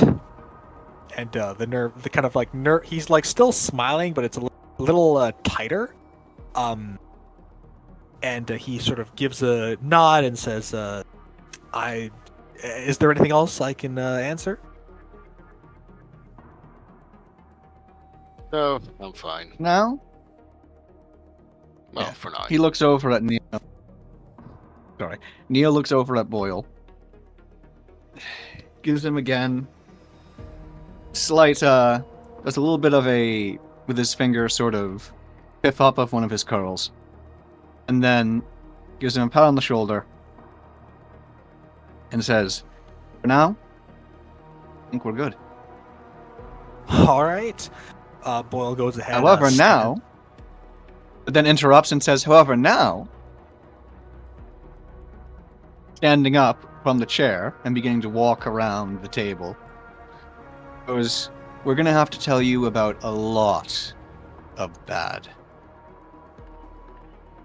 looking him dead in the eyes and goes, "It was some sarcastic, adventurous smirk again. But at bare minimum, it'll be bad we face together. But it is bad." Looking at the commissar and then looking back at Boyle, walking back over to his side of the table, very slowly. Boyle takes on a concerned expression and listens intently. Franz will then run down everything that has happened with the tech priest and will end by saying, I think it's probably a good idea that we all carry manacles and keep an extremely close eye on each other. Any out of character behavior. You heard what he said. We're not the engage. Also, again, We don't. it is apparently not the same as, yet, frightfully, of course, is an understatement, frightfully, shares at bare minimum conceptually, and when it comes to some patterns or attributes, especially when it comes to behavior, with, depending on how familiar you are with them yourself, Boyle, coming from a hive world and all that, gene stealers. Except with Eldari involved, and it seems a different origin and purpose. So this is where your expertise comes in, Boyle. I How see. easy would it be to quarantine a hive world? Feasible or not? Well, with the backing of the Inquisition, anything is possible, but Let's say good luck this planet lasting more than a week. Hive cities require daily shipments of food and water. There'll be riots out by the end of the week due to rationing, and the planet will collapse in less than a month if it can't get proper food and water. So that's off the table. It's regrettable to say, just as one other reminder, we have been told it is a threat to the entire sector. I doubt we could actually do it without the governor's support either. And whether or not he's going to support one Inquisitor. We still need to check out what's going on with some of the other counselors too. Do we know exactly what this virus does? It seems to get into someone's body and system, affect terrifyingly more and more their conduct and perception and perspective, and then whether or not they go along with it, turns their body into some other manner of living thing, whether or not they are alive at the time. I see. Do we have any live subjects we could, like, run some tests on, see what happens? Get like maybe a study going so we can find a vaccine? Do you want to volunteer? A sample. There's also that, sorry. I think I'd rather stay out of that. I'm just trying to open up all of our options here. Do you have anyone who you think we could get to volunteer? Looking at both of them with a bit of a deviant look in his eyes, little sparkle, and you've seen this expression before when he's decided to gamble a lot of things that he didn't want to gamble before. Well, we could always just use death row inmates or servitor inmates. Would be safer. Or an annoying little man that keeps smoking far too much. At the moment, Neil slightly cracks up and then tries to very quickly compose himself again. That would be an interesting proposal, though I fear that little man himself would definitely have a few issues with that he wouldn't quite remain quiet about. Tapping the desk briefly as he says this. Is this an inside joke that I missed? Boyle kind of raises an eyebrow questioningly. No, Swigs loads of bottles, smokes loads of sticks. You forgot his name earlier. Oh, I see. Aye. I, personally, especially once we found out, at bare minimum, what we could thus far with our Boyle here. Again, I mentioned, in addition to the other things we're going to have to look into, I want to try and speak to the new tech priest and see about any connections he has and some other expertise perhaps he knows or he knows others know. Is this the guy who's... Is this the guy you have studying this infection? No, this is a different one, admittedly. This is the one I said were added to our team after the battle, and just before we ended up having to go back and meet with the other former Inquisitor. I see. She's been requisitioned. Yes, I believe the name was Karak. No, I mean I believe she's been requisitioned by another team. True.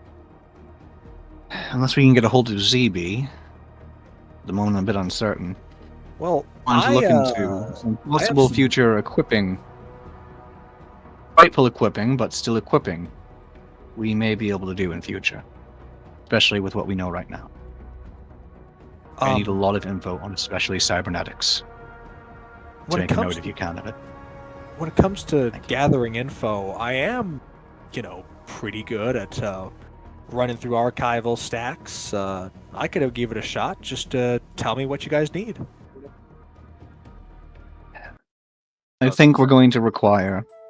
Oh, go ahead. That's the thing, we don't know what we need. I think, depending on efficacy and where we aren't willing to start, we have the matters of the present information we've got, what the leads seem to be pointing to, where we can go next when it comes to our overall investigation. Clearly, it's terrifyingly saying that next we might have to deal with some literal lunatics as we apparently shoot up to the moon. There's managing time and place. So going there and knowing we'll have to properly concentrate on that. While still having some things down here, we want to somehow be able to communicate to people we trust. To be able to also look into, check out, and better set up or prepare.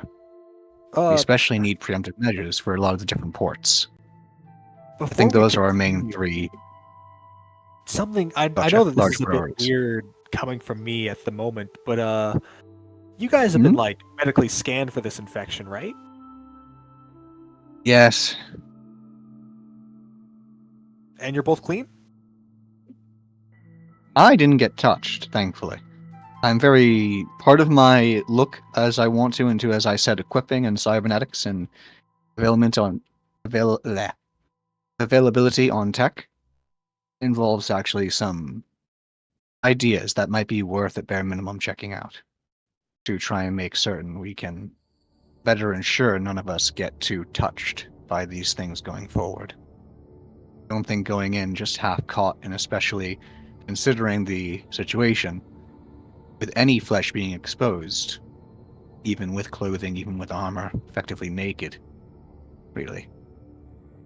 Well, hold on now. I mean, do we have any guarantee that it even spreads through physical touch? I mean, I've been cleared, so we know it. The commissar, thankfully, believe when we tried running down some things for you, I didn't tell you. Yeah, you mentioned that you said you thought there was only blunt force trauma and that you claimed there was no claws or anything on the creature that attacked you, correct? Yes? I fail to see the relevance. Commissar briefly had a scratch. Luckily, we got to it in time, since it was an earlier point of this thing we're looking at, and since we had an antidote, we do know he is clean, thankfully. No, we don't. We did have... We don't. We did have some... Remember that this can be delayed. It can be lurking. Yes. Don't let your guard He also down. said... I know, they also said that it keeps adapting repeatedly, though, so it could have adapted to where it would begin doing so, as he said, after the point. I do know that we put the antidote in. We checked you and it said you were clean before. We checked you and me again when we entered here, and it still said you were clean. So that's the present situation, but yeah. I tried to get him in for quarantine right away. We were luckily able to have something on the go. And then came back here afterward. I see. And you've subject to like full medical scans and all that?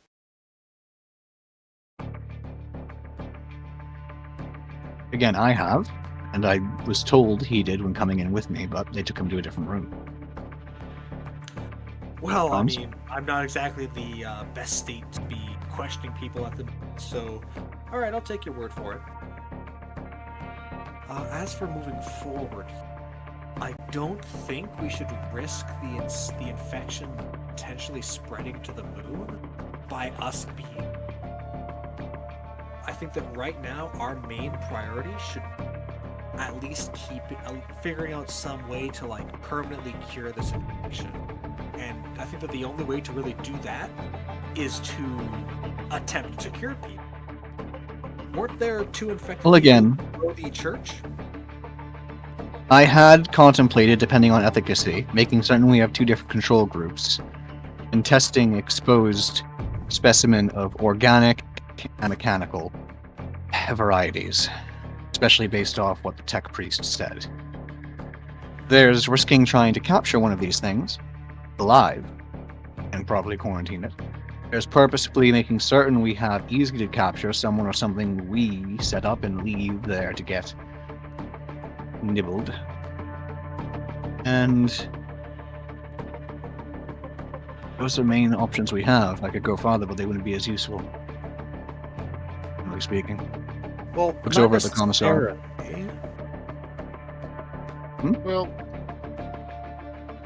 if we're talking about, for example, it being an idea, a biological idea, what organization on this planet has the greatest possible vector for infection? And it's somewhere that somewhere that we were going to have a look at anyway. The Basilica. Psychers. We know that they are in some sort of illicit trade. If this happens to be how it's getting potentially off-world or around the world, then that's potentially 2 birds, 1 stone. Actually, yes. We do know in the first place, when looking into this, we were investigating again, as you said, activity in underground trade. And we seem to find that the pattern led to a layer of different people with some larger Xenos influence behind it. The tech and everything else does repeatedly point towards Elgari. So, keeping that in mind, knowing a few other places we're going to have to be looking at, including the cathedral later, and the priorities we have to have before we end up going too much on the move, and as we try to lock down things when it comes to this world presently, we're going to need to definitely look at organizing and orchestrating a few different points of infrastructure, particularly to our advantages, I think. Well, Heading in the right direction. to begin with, we're going to have to actually bring this to the notice of the Inquisitor, so that he is fully appraised of what is actually happening. Right. And in this case, we don't have Karak. We do have Boyle. And presumably, in that other room, you were subjected to the same extent and manners of medical examination I had been. So, hopefully the case. And we are going to be called up probably soon. Which means we do have to annoyingly see a certain little man again. Yes, no That's doubt. So it looks like we have a couple things we need to do before we leave. We need to talk to the Inquisitor. He needs to be told about all this infection stuff. We need to check out the tech priest, and have we made sure that the tech priest isn't infected? Assume that he is. Part of... Yeah. Well, I don't think that now is the best time to be making assumptions. No offense. Okay. then. Again, true. Act as though he is. Not claiming that any of this is confirmed. It's critically open for our actual investigation, do remember that. Yet, Of course. we do have to, again, as Ron said, we'll say, conduct ourselves and phrase certain things the right way, depending on what company we're in. Trust me, I am quite adept at such matters, and I think that maybe a couple bit alone with him, I might be able to either convince him or be able to inspection myself. I could get my hands on a diagnoser. No, I mean, at the end of the day, what he called, he is the best option that we actually have to research this. If he is infected, then he is infected. That still doesn't change the fact that we need him to bring about the end of this thing, if at all possible. All we can do is put precautions in place to actually prevent any spread. I see. True.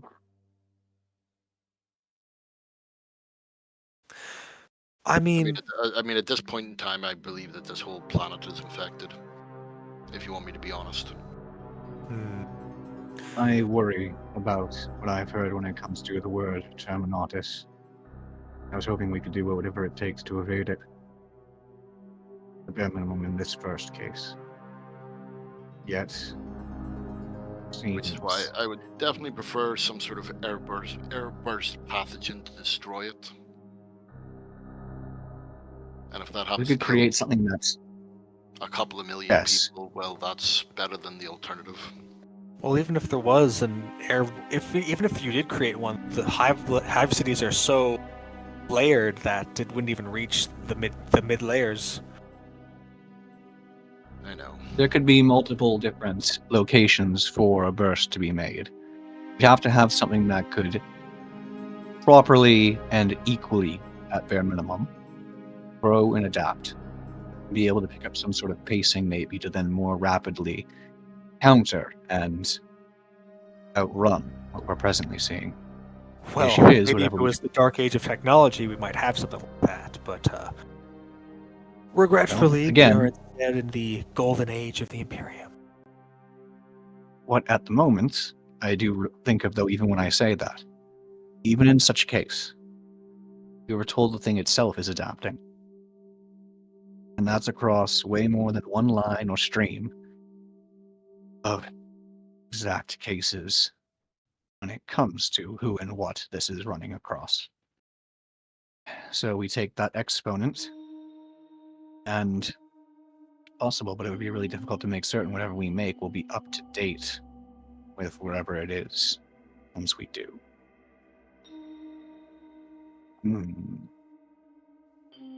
Regardless, I think we need a more See, in-depth explanation for this tech priest, as well as to inform the visitor.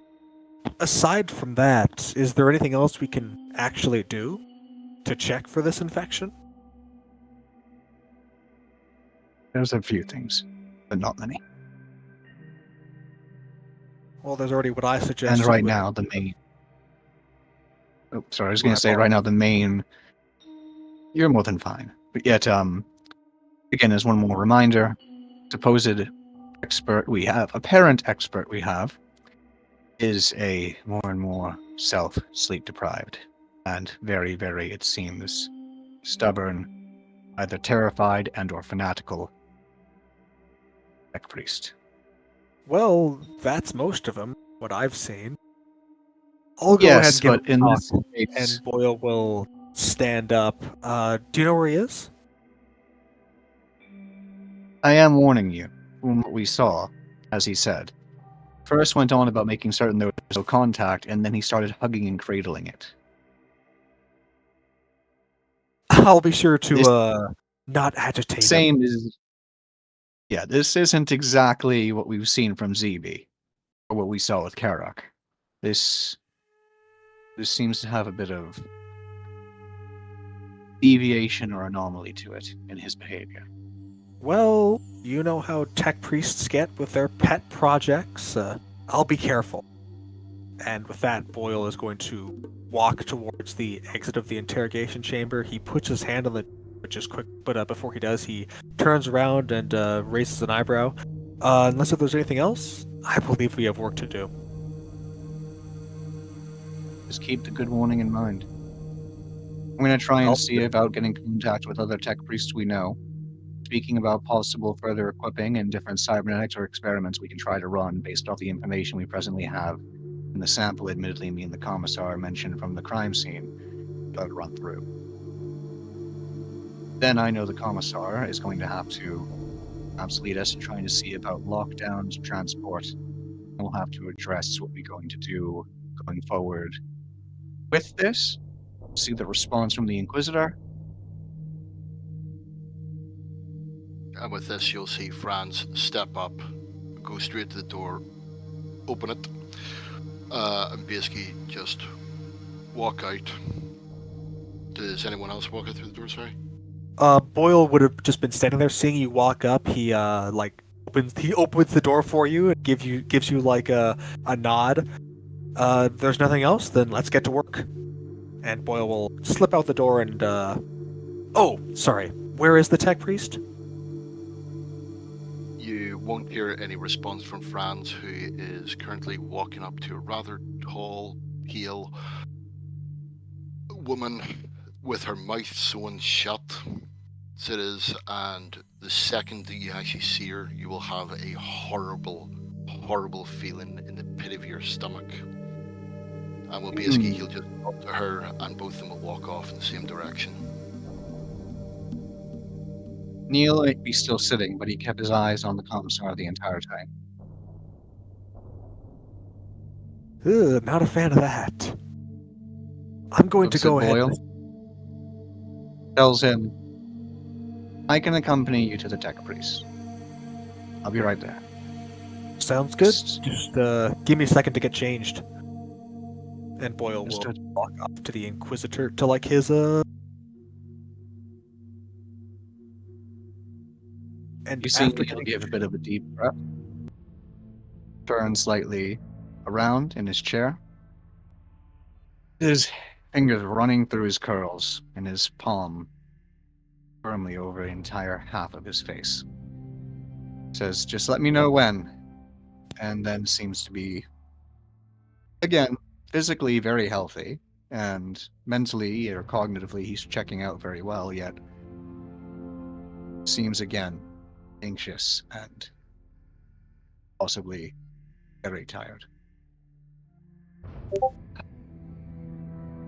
The sigh then given.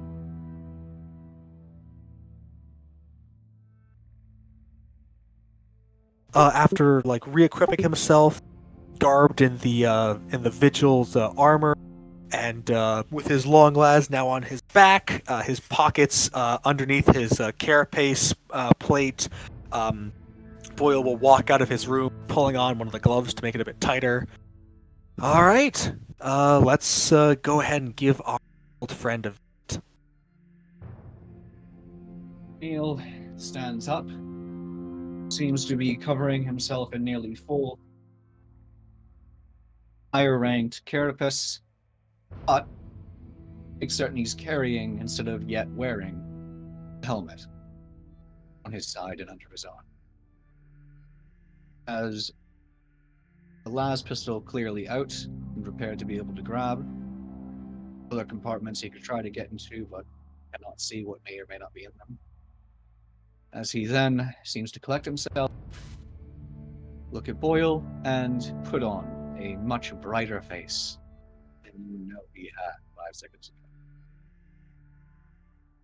All right.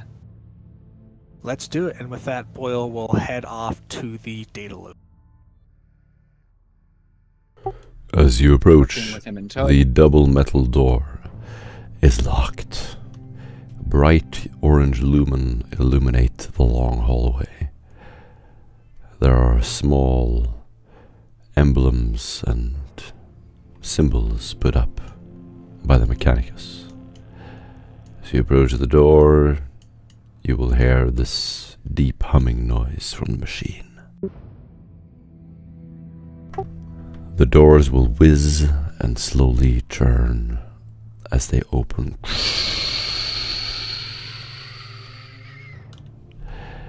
Inside you will see a dimly lit room, and in the middle of the room, with this brushed surface floor, the reflection of the floor, you will see Somakri right in front of you. His red robe shimmering in the floor up against your faces. Bright white lights flood in from all directions at you. Somakri stands there with a wide stance. To his left and right, there are 2 guards, entirely servitors. They're wearing plastic covering over their entire body, and they're standing there with flamers pointed at the door. Somakri is barely, his silhouette is visible against the backlit room. He takes a step forward. You've returned. Excellent. My data is maturing. Stay there. As certain as the curls on my freaking He head. begins to approach the door, slowly pivoting, mechadendrites twisting. He looks up, holding a datasheet. I have completed analysis on Subject 87. The tissue samples. You did not think that I would leave you without taking a sample, did you? No. Actually, very glad to know we would certainly be able to get back to you once checking what we had. Thank you.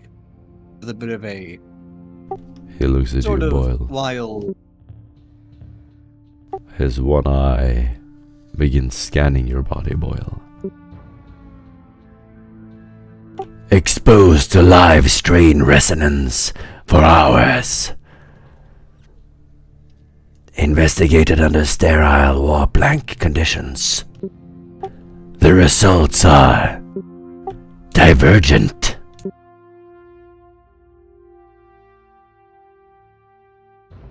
You have been exposed.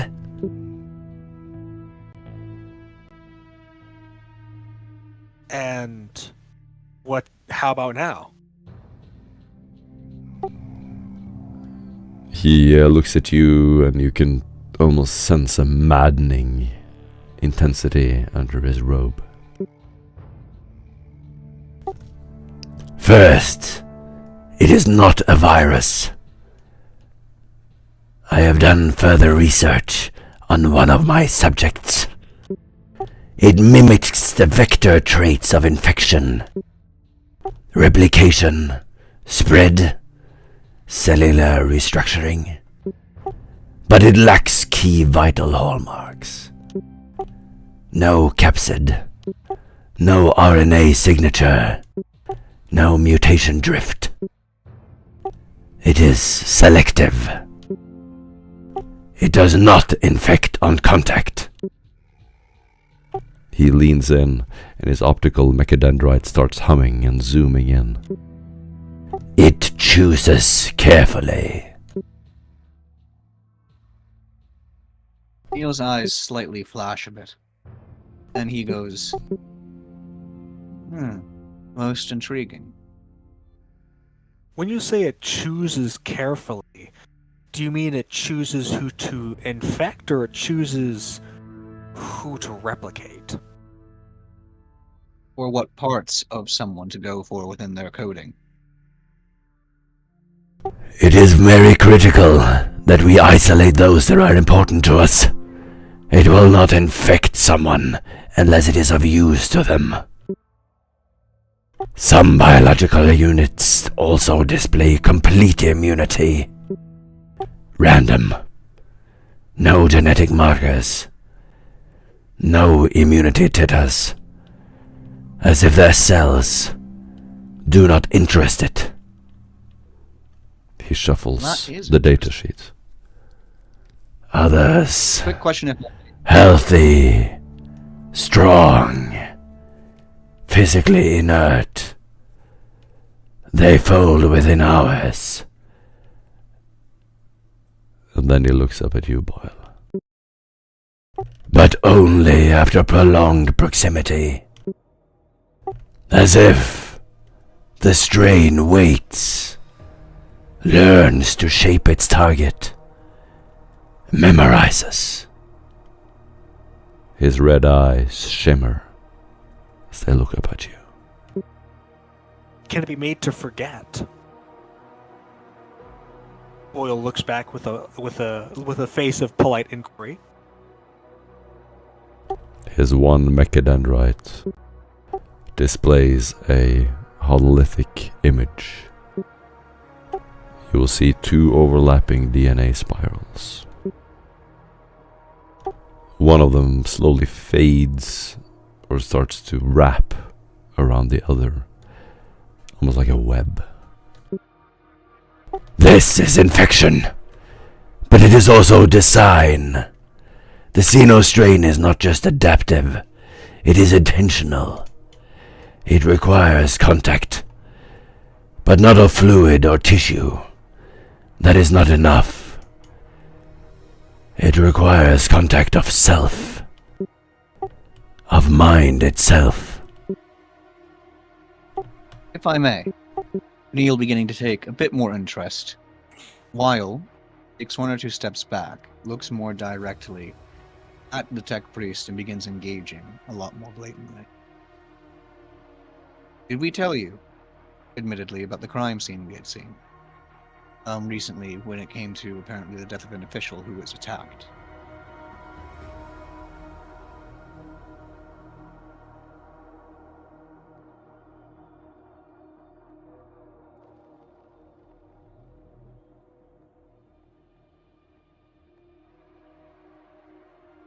No. Victims are not caught. They are invited, slowly, rewritten over time. This does not happen haphazardly, like I previously believed. However, when it comes to the living viral ones, infection, if you'll give me a moment, so it's not like a viral infection, it's more like a negotiation between the person and the infection. They're being convinced to become something else. He nods slowly to himself. Like a song, they begin to hum without knowing the melody. He stops, as if I've he's taken a look at playing the a song to himself. Then he hums and sways back and forth, dramatically. dancing unconsciously, perhaps.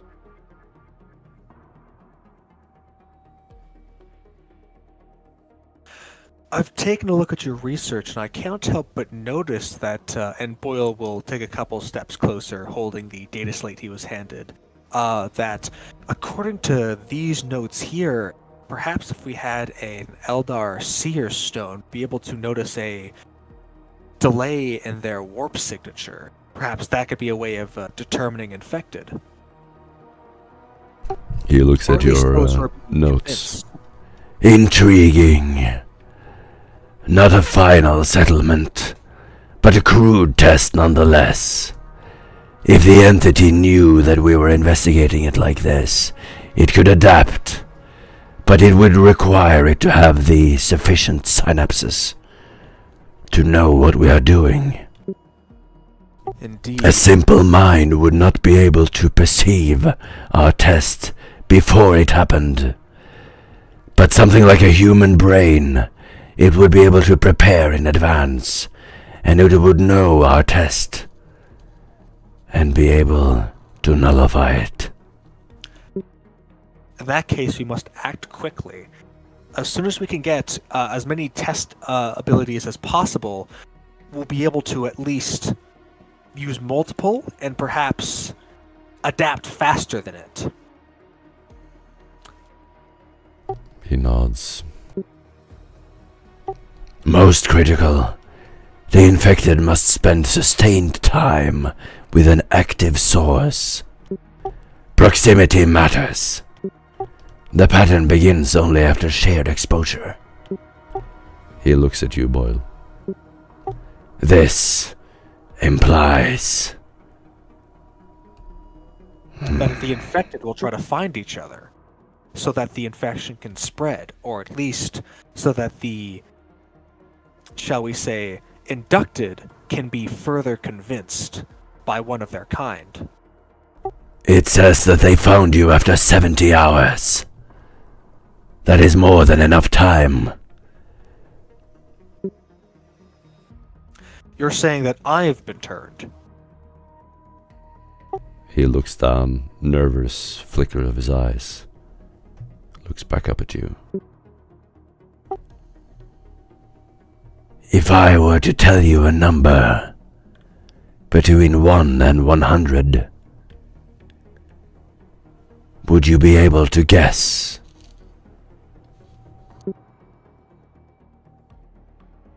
If you... Say a number. 57.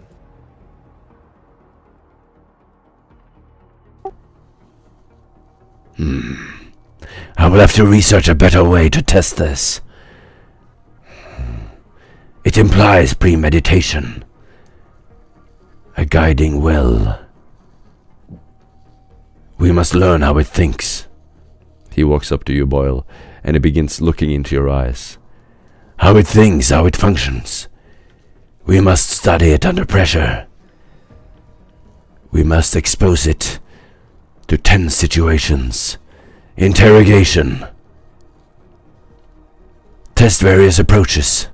See how it reacts. Hold this. He hands you a what looks like an Auspex with some modifications. Boyle will pick up the Auspex and he'll investigate it. He'll take a look at the modification. Attach this to your body. How? He helps you. He basically ties it around your belt. Now, think of a number between 1 and 100. Does that have to be the same number or a different one? Good.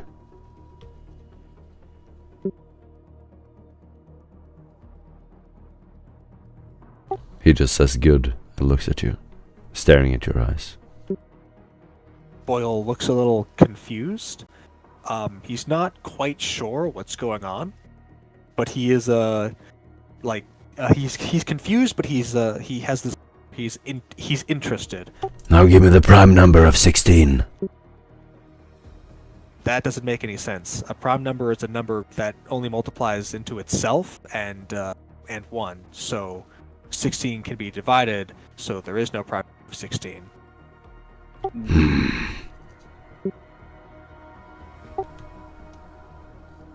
Well, what is the number? There isn't one. That's... Guess a number between 1 and 100. Does it... 7? He freezes. You can see cold chills on his body. He seems mortified. What is your name? Boyle.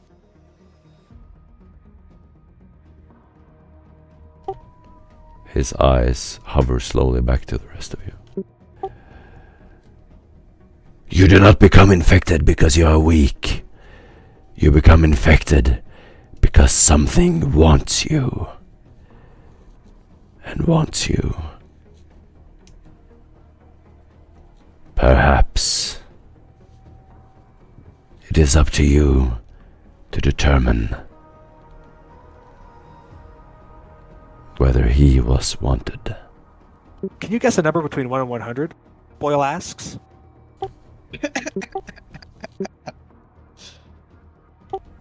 So Macri hands you the notes.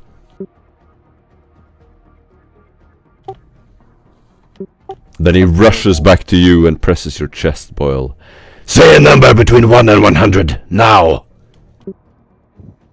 Boyle will he rushes to me. Boyle will take a step back and will pull a las pistol and say, "You first. Name a number between 1 and 100."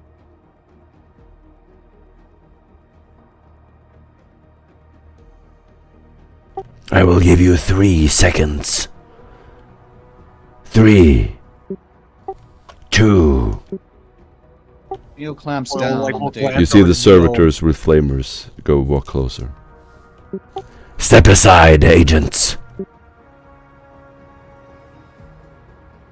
I asked first. Name it. You name a number, then I'll name a number. He will then walk closer to you.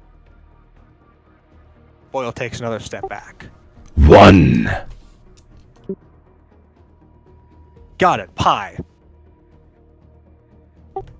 0. Exactly as he says 0, you see his eyes turn off and go black.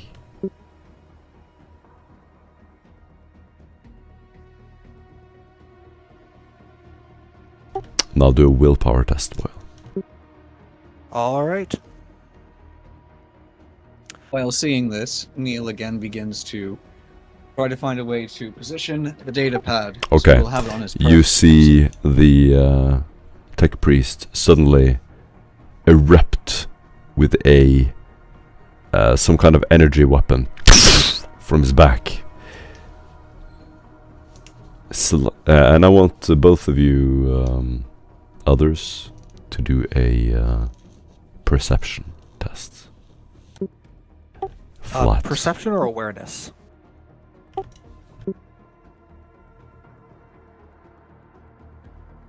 Flat perception. All right.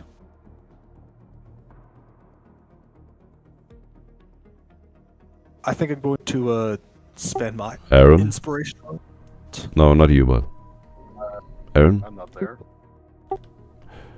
Alright. He's elsewhere. I'm not Then there. you just It's- kneel. Only you. Yeah, I'm going to. I just need to quickly get my screen back. It just buggered up on I can do it for you. All right, Yes. am I not supposed to spend the perception? You Please. failed. You failed. You will react, Boyle. Samakri looks up. I will have to inspect the recording. Your reaction was quick. Perhaps possible with the human mind. Perhaps not. Servitor, store the recording. I will analyze it carefully. He studies your eyes for a while, Boyle.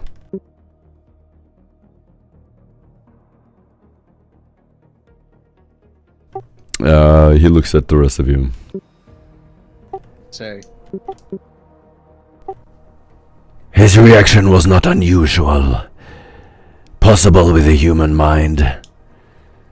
Perhaps he is not infected as I thought.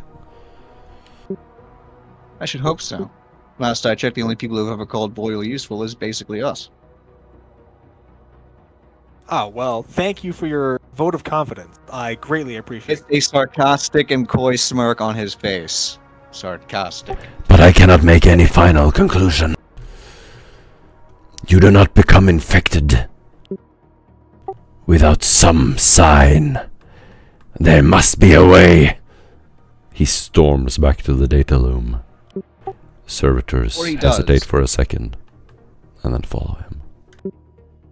Neil then, just before he does, finally seems to leap into a bit of a reaction he had been waiting for, to quickly try to beckon him one more time for a very few more questions before he heads off. Saying there's actually a bit more I meant to ask of you. Some things you may be interested in, if I may as well. Particularly if you want more data.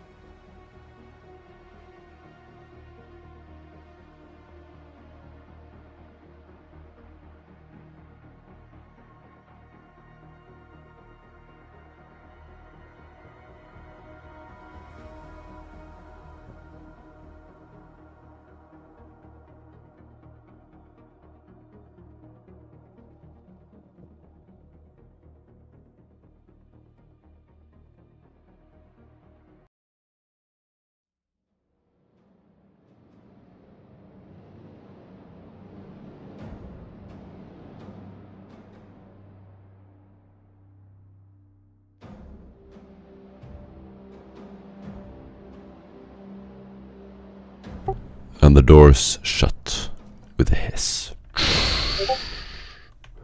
Slowly but surely.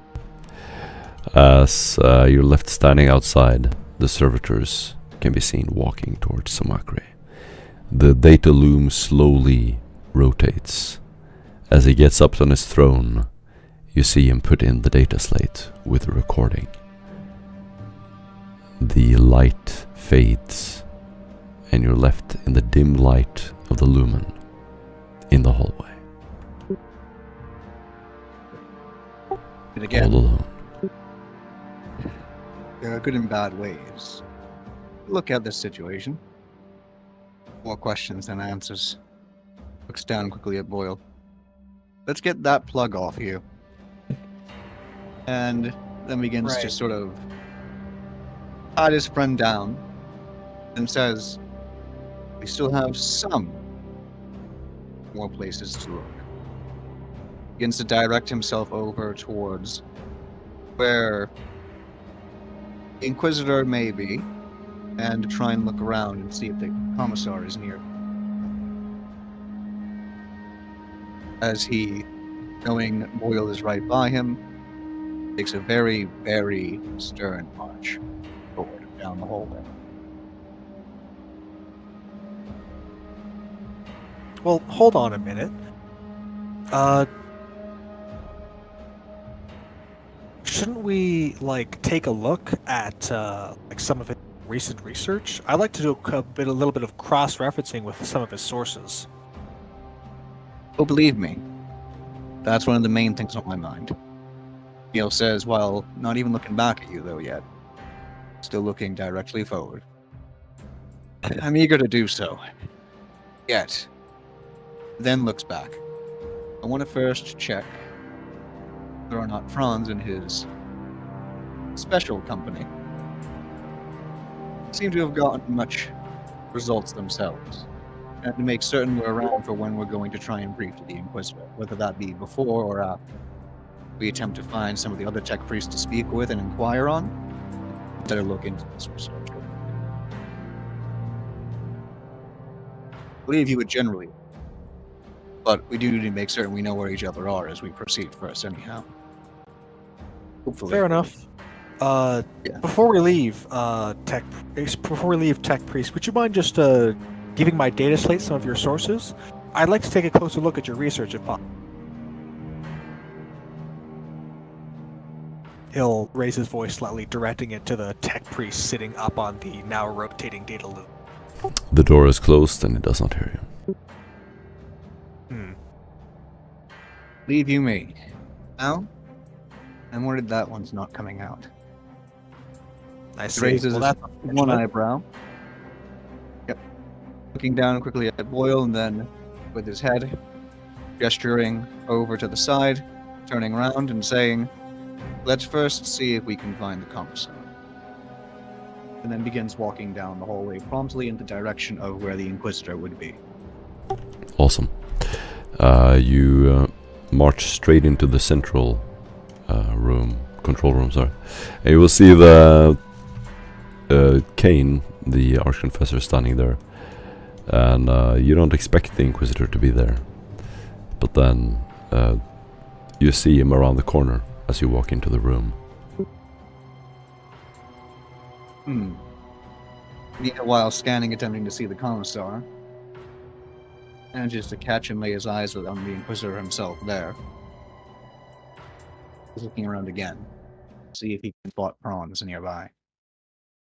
Looks down at Boyle and says, since we've beat him to it, I would love to try and speak with the other tech priests first. At the moment, I don't know exactly whether or not we can contact Zeta Beta, or go through any of the other contacts we may have at some of the other areas of the Inquisition. Do you have any way of perhaps trying to reach Commissar over the comms, Boyle? Just by contacting his combi, Boyle will just ring him up. Commissar, what's your location? We just wrapped up with the Tech Priest and we learned some interesting new information. Which you'll hear the door go, and he'll walk in with his new friend. will then take up a very walk into the corner of the room and just stand there, still as a statue. Says Franz will pray to them and say, "Yes, you were saying?" Joining him in the corner and lowering his voice.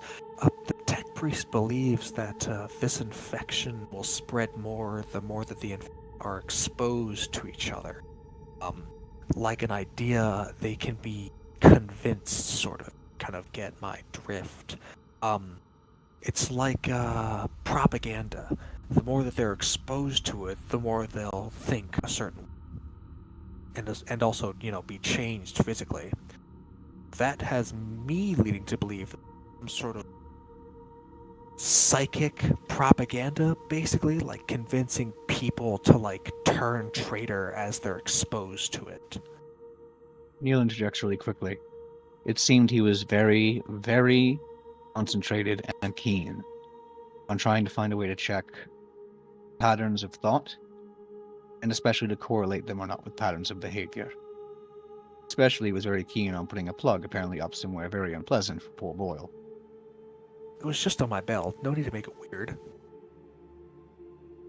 With that, he'll actually laugh a bit. You'll also notice a slight, what feels like scratching on your brain. Says, at which point Franz will turn around and say, "Just ignore that." So, apart from that, anything else useful? How is he? A bit manic. Freaked the hell out of me when he nearly swung at me with an electro staff of some kind, or electrified mechadendrite, to gauge my reaction, apparently. Other than that, not sure. I mean, other than He also being manic. refused to answer any of our questions. He just wanted to ask questions himself. You go ahead, Boyle. Sorry. Ordinary, to be honest.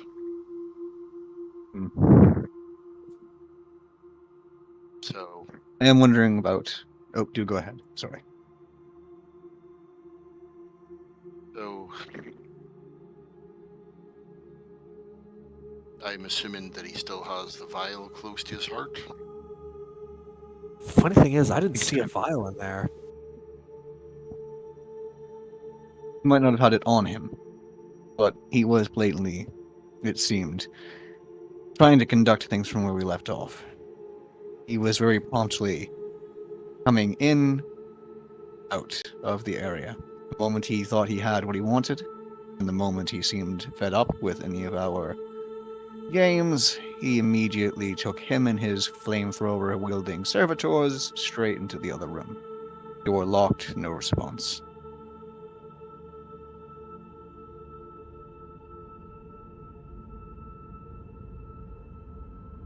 So would you say Not exactly more what I'd call Mechanicus than usual? Yeah. Pretty standard issue, I'd say. Did you talk with the Inquisitor? Oh, I've just arrived. Well then, what were Right. you doing while we were, whatever? And shudders, Oh, it's remembering the woman he was with. Neil immediately looks at him and gives him a bit of a pat on the back to try and straighten him out and goes, "It's fine. Proceed with the question before we engage the Inquisitor. Worth checking out. I'm certain he has an answer." Yeah, I'm not so curious. If you want to ask, So, this Right. about the Basilica? What's the game plan? Yes, he just wanted to know... Go ahead. Sorry. I'm assuming this is about the Basilica, what the game plan is? no, I was gonna Mhm. ask, who is that person you were with? A friend. Boyle Possibly- kind of cringes at that. Ugh. Maybe you need to find some better ones. Neil... Actually slightly interested. He doesn't seem to find the individual pleasant, but he's not entirely put off. And it just sort of goes, I could have a few more questions about that. Maybe you should introduce us at some point. However, I wanted to ask about the Absolutely. Basilica. Perhaps now is not the time. Let's deal with the Inquisitor, shall we? And by Right. deal, I mean hopefully not lose our lives. Yes. I will be intending to hold you to that introduction, though. Hopefully at some point soon. And seems to Two sort of... inquisitorial guards will stop you as you enter the control room. Monitors flicker as far as you can see. The people here look important. The Inquisitor has 2 acolytes next to him, which is unusual. They stop you before you approach. You see the Inquisitor in its heavy armor. He leans up against the wall. He slowly gets up and starts walking to the middle of the floor, and you'll see Kane walk up to him and will hold a hand on his shoulder. And he will lean in and whisper something in his ear. The Inquisitor then looks down at Kane and then looks back up. You can see his eyes flicker between each of you. He looks up, his eyes are almost illuminated, almost like they're glowing. Agents, step forward.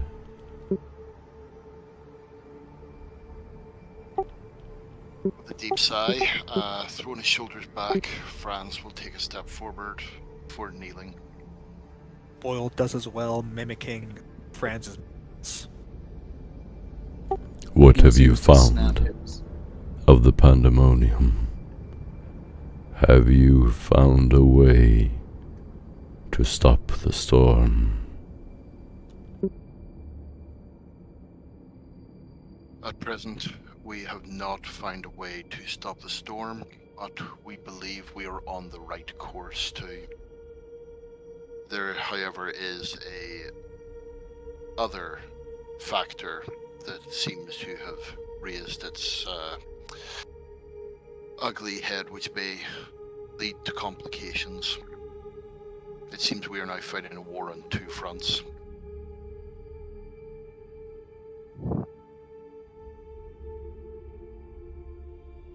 First being that the pandemonium needs to obviously be calmed, and the second is that, well, the officials on this planet are so corrupt and inept and so concerned in fighting amongst themselves that they have allowed themselves to be taken over by Xenos,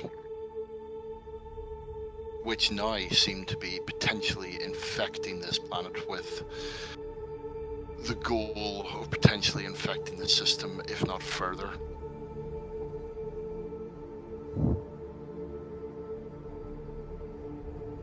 Hopefully one will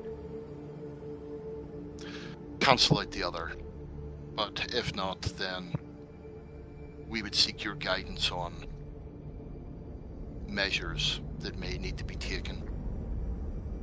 He looks at Kane and then looks at you. Selective, patient, intentional. That means it has standards. It wants to learn. He looks back and forth at all of you. At you, Franz, Boyle, Neil. It does not spread. It is learning. What does it want to learn? What does it want to know?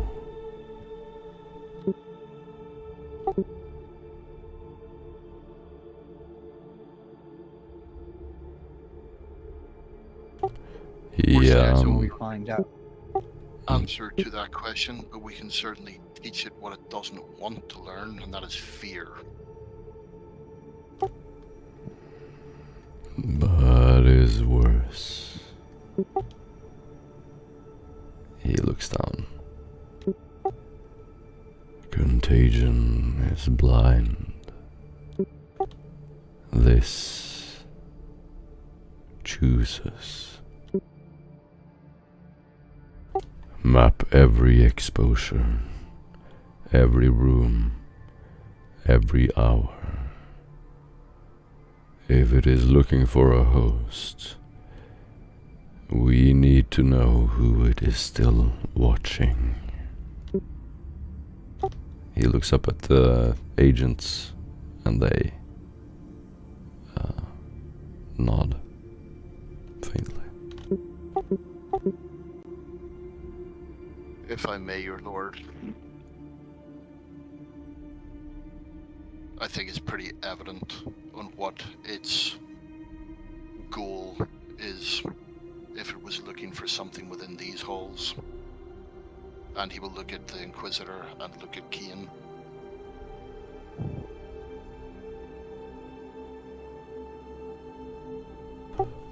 The Inquisitor looks up at you.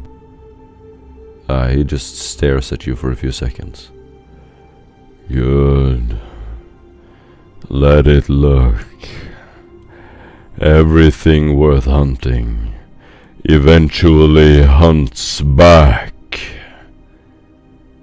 His aura is horrifyingly intimidating. All of you can take a fair one test, unless you're jaded. Jaded and Alamantium Faith. The what test? Minus 10 willpower. We are good by 1. With a minus 10, the target becomes 24, and I rolled a 23. He turns his head slightly, eyes narrowed, looks at you one by one. If it wants me, it will find nothing but fire. And if it reaches me... He will slowly raise his hand with his gauntlet, tap the Aquila on his chestplate. I will know where to aim. Cold. Cold. He looks back and forth at each of you. Let it come. Come to me. Come forward. Then make sure it doesn't leave.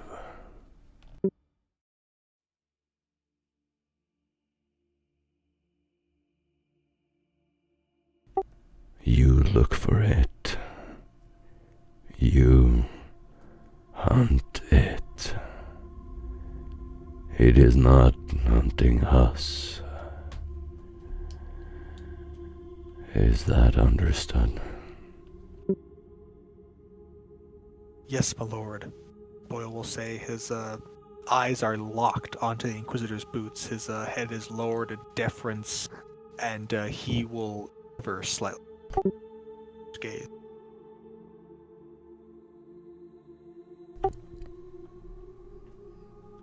He looks back. Then it is smarter than I thought. He steps into the light, one hand behind his back. Most Xenos kill what they don't understand. This one watches, waits, selects. Let it watch. It will find I've been watching back.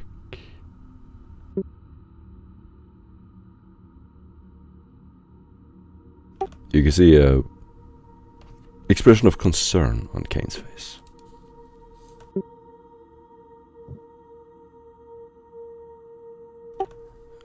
Neil seems to muster some manner of energy back to himself and tries to Please state, would you know of any available tech priests, other experts we could hopefully consult on a lot of the info we have presently accumulated?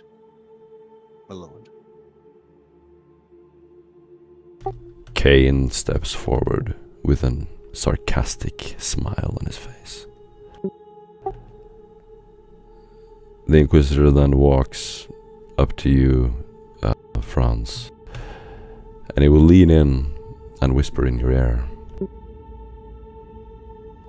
It wants me. That means it thinks strategically. It has strategy. It eliminates key resistance. It chooses its targets with influence. That is a weakness. We have learned something.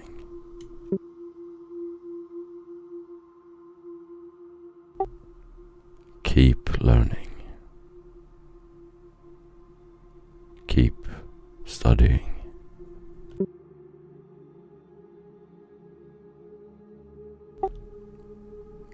Kane steps forward and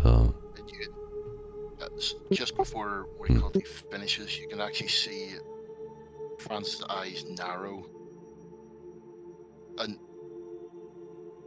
then basically obviously remembers who he's actually standing in front of and goes, "Yes, my lord. We will find it. We will destroy it."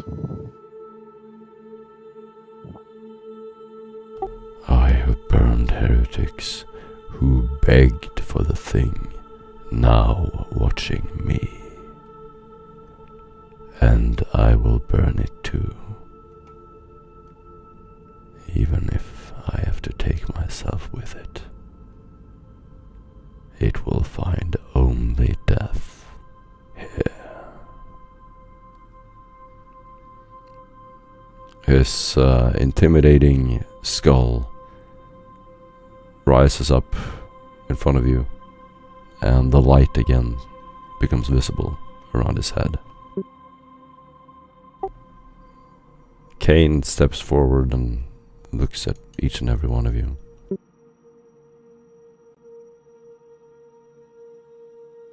You know the nature of the creature. However, the creature is not of our concern. Finding a solution to the pandemonium is our mission. Now, don't forget.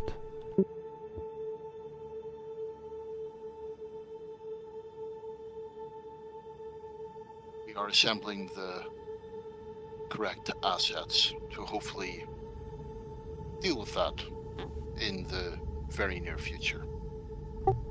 Very good. The creature is not our enemy.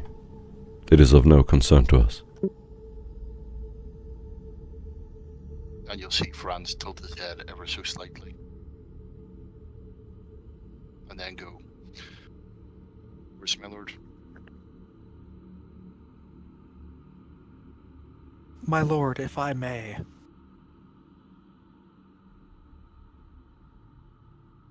What if we could use this creature to somehow aid us in our quest to stop the storm? What are you suggesting? This creature appears to be adaptable, morphing. Perhaps it could have some knowledge or intelligence that we could use.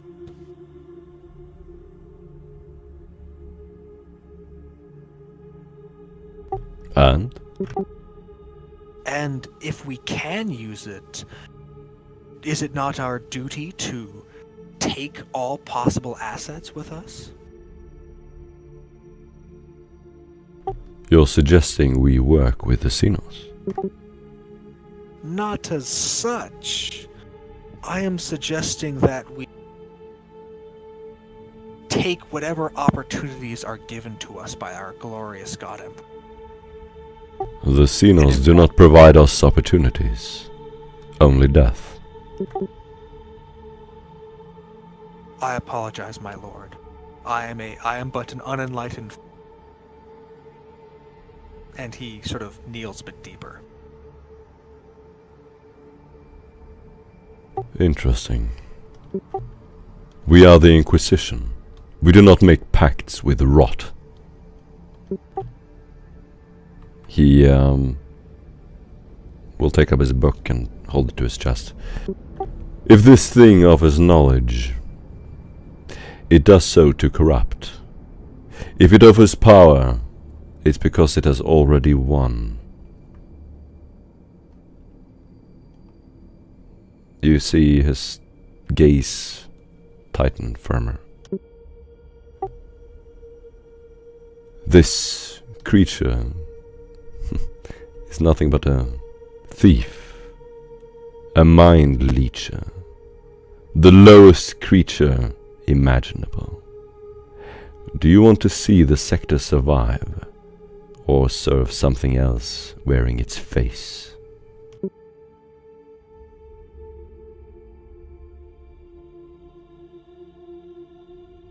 Boyle will Kneel again. swallow and say, I would rather the sector survive, regardless of what needs to be sacrificed to ensure that. Good. Even if it helped once, you wouldn't know if it's still helping you, or just wearing you. We don't tame Xenos. We use them like blades. Disposable, untrusted. He looks at you with a hard gaze.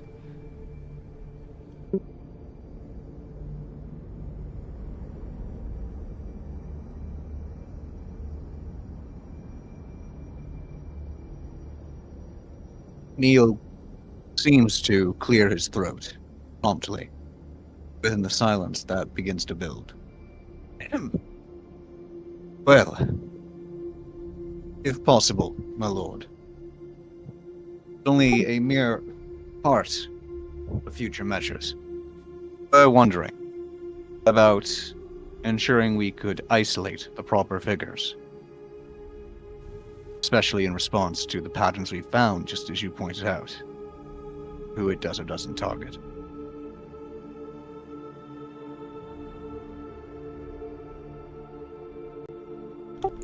Good. Debatably locking down a lot of the ports as well. Sorry. He smiles with a blissful smile in your direction. Good.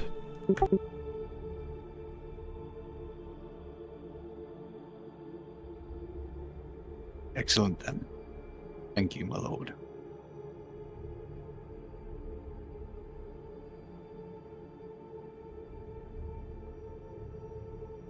Franz is literally just standing, looking at Ball with absolute disgust on his face.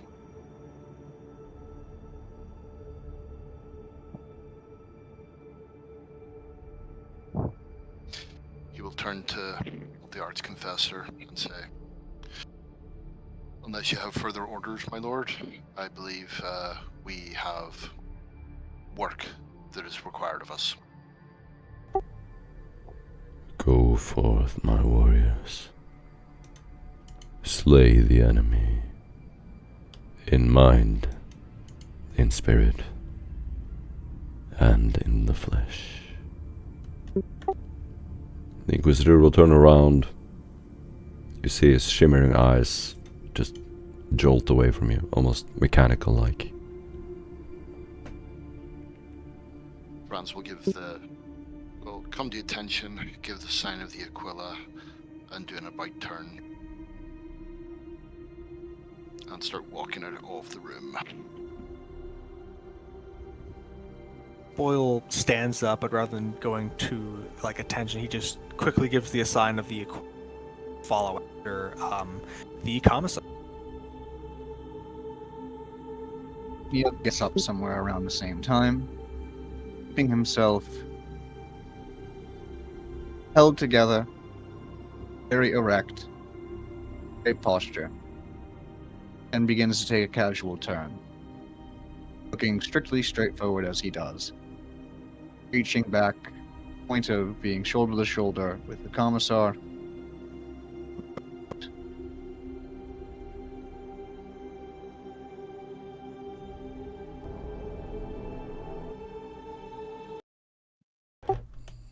And as you leave the room, you will walk back into the hallway. It is fairly busy.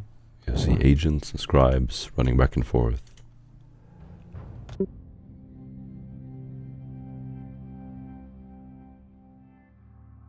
And Franz will turn to He'll Boyle take- and say, Boyle, who do you work for? The Inquisition. Which one? This one? I don't think that there's multiple.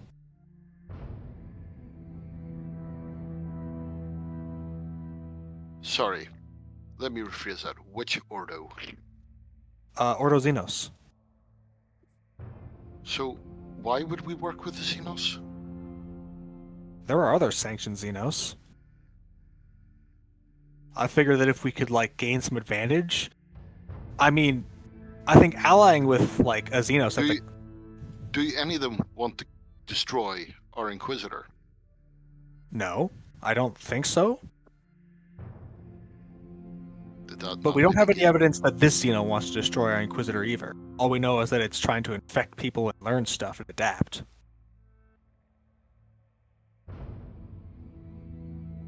Most important man No, on it's this targeting.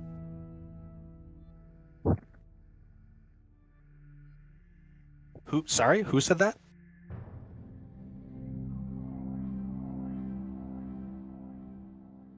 Hello? He said he's the most important man on this planet. And so far, he hasn't been touched. So far.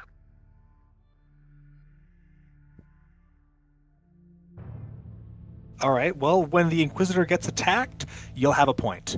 Until then, we don't have anything to go off. Neil takes a quick sigh and says, "Apologies. He's probably mentioning the fact that our Inquisitor just said in front of us repeatedly that he is being targeted, if not the overall target. One of them for certain. And that he believes it's closing in." And you can see the So I was Franz- probably wondering where you're... Oh, go ahead. Sorry. Sorry, I was just going to say you can see that Franz is actually paying very close attention to your reactions. Boyle holds up his hands in like a surrender motion. I already got rejected with my plan, so we're not doing it. I get that, but like, all it was a suggestion, and it was rejected, so I'm forgetting it. Well, I do know, presently, our Inquisitor did just confirm some of what we had been planning to do, particularly isolating certain figures, especially in response to what patterns we've seen and the information we've gathered, and trying to lock down different transports. We just worry about the timing of doing so, and what other information we can get with the other things we still have to check. Begins to sort of straighten out his attire while taking one other deep breath and seeming to again be in a bit more deep thought.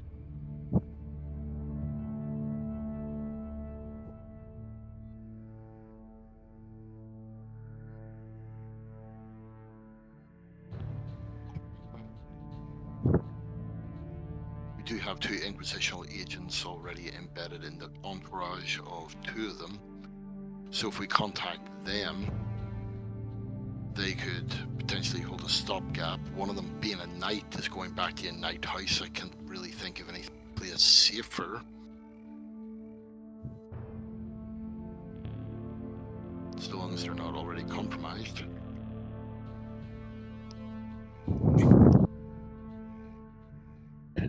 Again, wanted to look into possible projects and other designs to better equip those of us having to deal with more proximity, depending especially on issues or not with contact, air, and so on. That, at the moment, seems to be being treated far more abstract than that, especially when it comes to the idea of contact versus apparently instead thought. The medical tech priest refused to open his door to us once already proceeding back to his study and or office, and I still can't get ZB to answer at the moment on comms, knowing he's probably very busy, and that we don't have presently contact with Carrick either. Yeah. Okay, I say either we go to the Basilica, or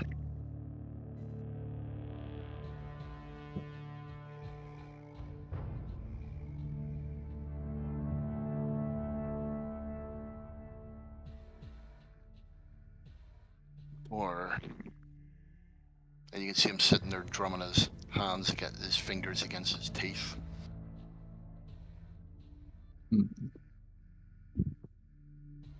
His eyes slightly narrow while observing.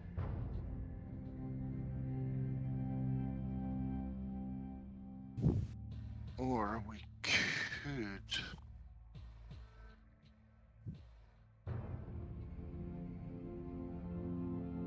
speak to the counselor that controls the... We could potentially speak to the... No, we have got nothing really on him. No, I say we go to the Basilica first. You believe it's a matter of course, order, as you just said, or should we, despite the risk, have one of us engage the counselor while the others go to the Basilica? That'd be too much of a gamble, though. I think just separate it. Yeah, we don't really have anything on the counselor that I was thinking of either. He's a rather shrewd politician. I wished or intended me, Nicholas, I believe, to get some sort of mic or other tech onto some of his possessions. However, while I believe we got something on him, I don't know if it's been found. I don't know right now if we have a way of checking or confirming that it's still on or with him. So that will have to wait till later. And I meant to ask about the Basilica beforehand to us, admittedly, speaking with our Inquisitor. However, I'm uncertain whether or not you and perhaps your other associate had managed to get any useful information or context during your chat or whatnot. Nope. Perhaps. Also, never been there. We have no information on it, bar the fact that it might be involved in illicit trade, which may give us, at the very least, an inroad into one, if not more, of the other counselors. At least give us maybe potentially some leverage there. As we did whether or not we're dealing with a mind virus, possibly from elves or hell, is going to be neat. A little bit of a smirk on his face before straight back to a little more cold and serious. His face scrunch up and go, elves? Yep. Oh, gods. An emperor, and ever so much more.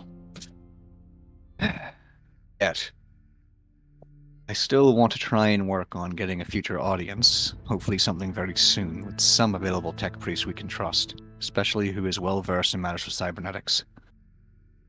And I mean to ask, again, if either of you off the top of your head could let me know. Again, particularly Commissar. When we spoke with that medical tech priest, he said something about obviously the Omnissiah and whatnot. However, he did mention some sort of interaction he said it can have with machines. think there's any sort of grounding there worth taking, or were you expecting him to just be, we'll say, being a tech priest in that moment? What do you mean? Is there any bearing? Do you think it actually affects tech and machinery, similar to how he stated, or do you think that that was just him being perhaps a bit dramatic? At this point in time, I'm willing to say that it infects anything. Right. In fact, basically, the way that I would be looking at it is it infects everything until proven that it doesn't.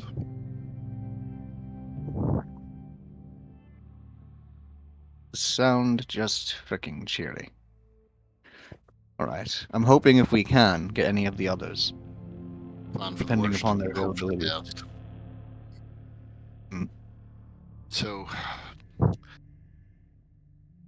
suppose rebreathers? Apparently. I do know at Birmingham, as you said, we should be proceeding to where we will be going next. However, again, I would love to try and make certain I can put in some sort of filing with some sort of tech priest of some expertise other than the medical one we are presently speaking to. Some sort of other input, hopefully. Well, hopefully we'll get that in due course, but I think time is unfortunately getting short. Yes. We will have to actually make a move. We definitely are going soon. While we may proceed ourselves presently, before we head out, I'd love us to send word perhaps to particularly Demetrius or Nova and Zabi. See if maybe we can get anything back from them while we're out or before we head back. Maybe they would be of use, depending on how long we'll be there. Perhaps they'll meet us en route. So, I'm going down to the loading dock. If any of you two have anything to square up, get it done now. Gotcha. We'll be right meeting. See you there.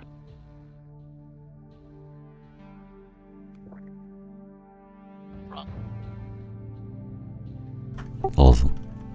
So you leave that base then? And where do you want to go? Unless you two have anything to do. Well, Yeah, I just needed a couple seconds in the data loom. I wanted to cross-reference a couple of these sources from the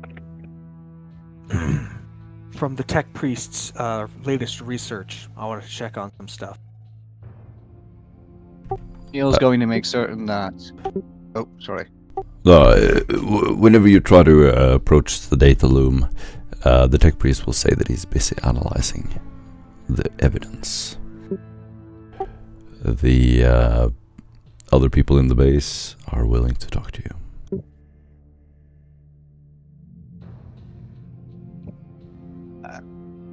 Right, then I quickly suppose that answers that then.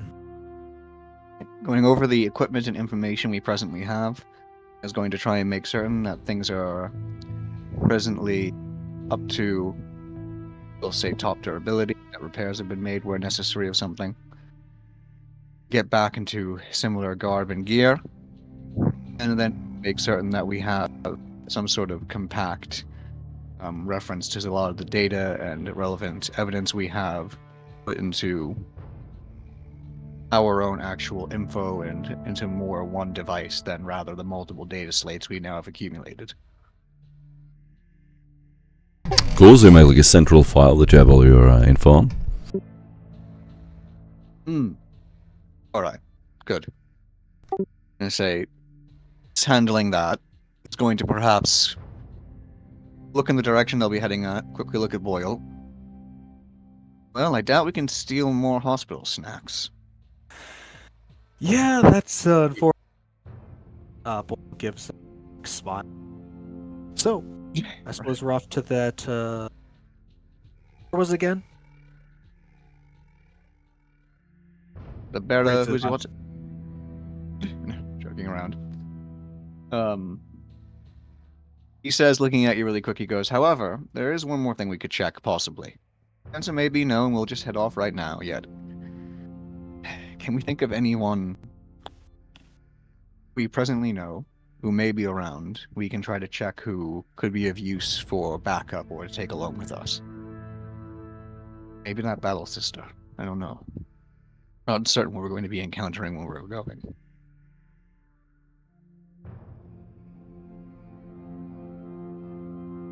Well, if I understand what we're doing correctly, it sounds like we're just attempting to, like, gather some information and, well, according to the sister herself, she's more combat-focused person.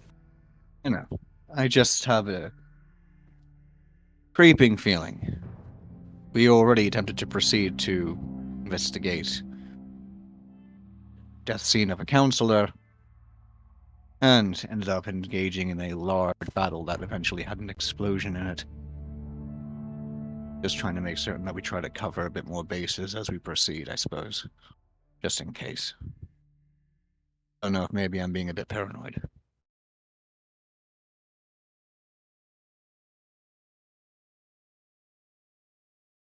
Well, I suppose we'll see. I suppose. Minimum where we may be in any way able to join. Though there is one thing we probably should gather from the armory first. Me and Franz, at least. That is true. He wants to go get it right now, and then we'll be able to head down. Go ahead. Sounds good. And Boyle's going to walk off to the armory. Right then. Right by his side. Neil finishes, as he said, trying to input some info, so if she is around, she'll at bare minimum read, and they'll have someone who knows where they are and what they're doing, who they, generally speaking, can trust. And if there is any need for anyone to arrive, they have her possibly on the line or prepared to, while they go to the armory and then turn back over to meet up with the commissar. As you enter the armory, you will see Hector sitting by a chair. He has a few guns and sitting there with a bottle. Llewellyn is leaned up against one of the desks. There is a very bright white light coming from the ceiling. You also see a small medical area in the corner of the room. Hector will grab one of the guns and just slide it along the table and land it on his knee. Glad you could make it. I heard you had a talk with the Inquisitor. That we did. It was as cheery as ever. With a smirk, he hands you a bottle. Drink this. It will help. Neil admittedly can tell it's a good drink. Nothing too threatening. Gives a little bit of a look-see. And then basically tells Boyle, you're my witness. Swigs it down. Not exactly here on the friendliest of news. I was wondering if you had a particular drug. What do you need a drug for? Suicide in case of infection. Do you have any cyanide pills? Plenty. Take it in the medical cabinet. Boyle will open up the cabinet. He'll grab two. He'll Be careful, don't take that. Oh. He walks up and just takes one pill out of a bottle. You will only need one. You're late. But so is the end of the world. But I keep prepping for it anyway. I have one of these in my pocket. I was gonna bring one to Franz as well. He's not here at the moment. He hands it to you. Steady hand. Good. Word is, something's crawling under our skin now. Not yours, hopefully. The tech priest we have on the research is currently looking into it. But so far I'm cleared. He gives a smile, goes back to his bottle, nonchalantly sits down. Good. I don't need another thing to worry about. Takes a deep sip. This one's for doors, or things pretending to be people. You'll figure it out. He gives you a wink, Franz. Right. Neil finishes swigging the bottle and then puts it down. Looks at Hector and says, admittedly, that may have helped. Looks over at possibly some stims. To grab 3. Looks at Boyle. You finally feel prepared? As ready as I'll ever be. Well then, looks at Hector. You're our witness. Taps a desk. Back to straight back. Back to erect stance. Gives Boyle a nod. Grabs the helmet for his carapace so it can really cover nearly all of his flesh, from what they've been hearing, because he's still slightly worried about that. And proceeds to walk down. Hector, before he leaves, will take his gun, just wave it in the air in front of you. Listen, if you're not sure what you're fighting, just shoot it anyway. If it bleeds red, just shoot it twice. He has a maniacal grin on his face. He gives a little bit of a look back, his sarcastic grin, and as if he's trying to speak just in time to hide a little bit of a cackle or a snicker, says, advice. I was once told by a troubleshooter, whenever they see trouble, shoot it. And looks back forward and then begins to keep walking.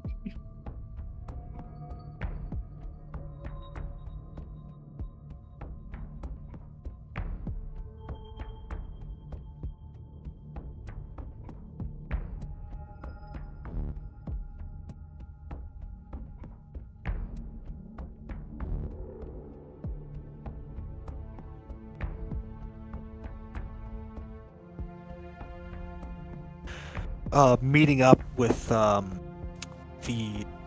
with Franz, pass off, hold out the cyanide capsule, and if the infection takes root, I mean, I have one of my own. Franz, who's changed into his commissar outfit, will hold in the palm of his hand and just tilt his hand upright so that it falls to the ground. And basically just looks him dead in the eye. If I'm to go out, it'll be taking as many of them with me as possible.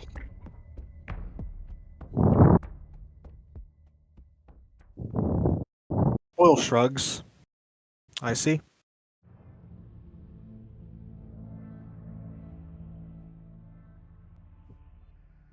In that Neil, case, with a combination. lead the way.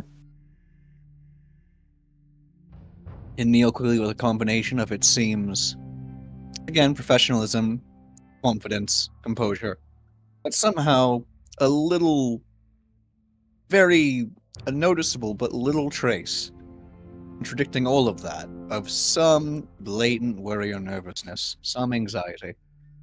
Puts on the carapace helmet, so he has basically nearly no skin showing, and goes, I think I'm prepared now. And then begins walking. All right.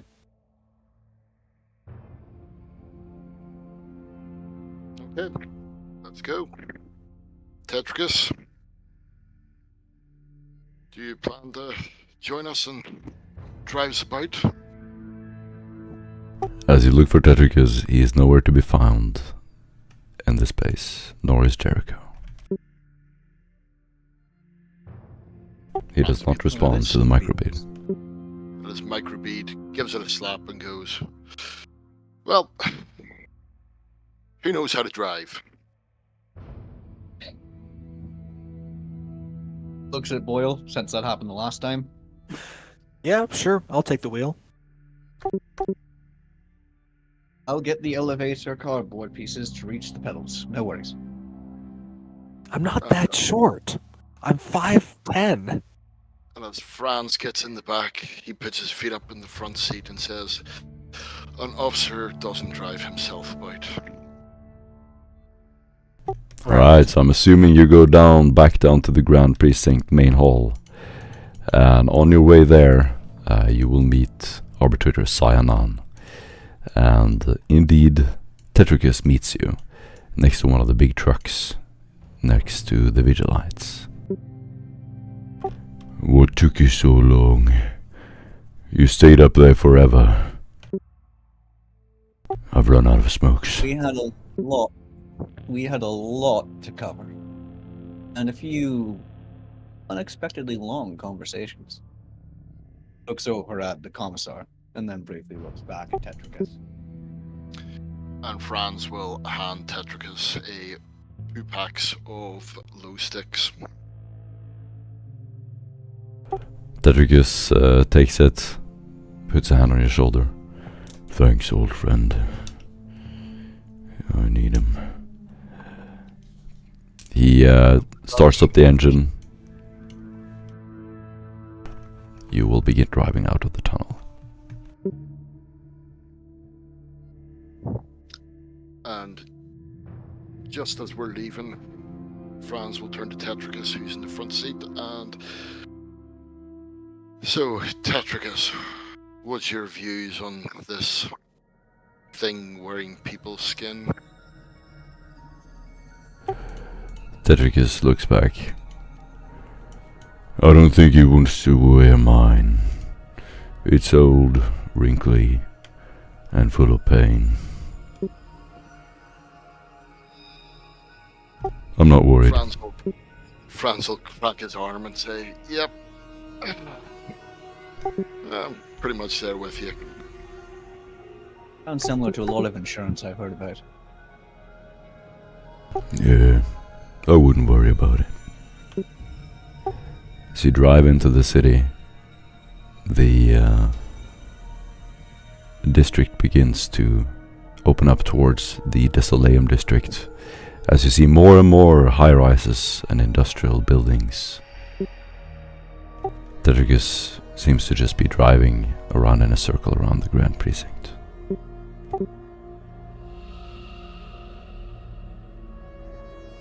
Take us up to the front of the Basilica. What? He turns around confused. The Basilica requires us to go to the Voidport. We can't just drive straight there. We'll have to go across the wasteland in hives. Yeah, sorry, my mistake. Just the A little bit of Void- old Alright then. And with that, you all drive to the spaceport of Asuna Regis. And finally, the selection for transports we can do out of character. Where do you wanna? Who do you wanna hook up with? Do you wanna take an official inquisitorial craft? Do you want to try to blend in with the crowd and risk your way with the slum of these worlds? I mean, I assume we just take like a trading class vessel, like merchants. Something more middle of the ground, like merchants, rogue traders. Well, not rogue Perhaps. traders, just like local merchants.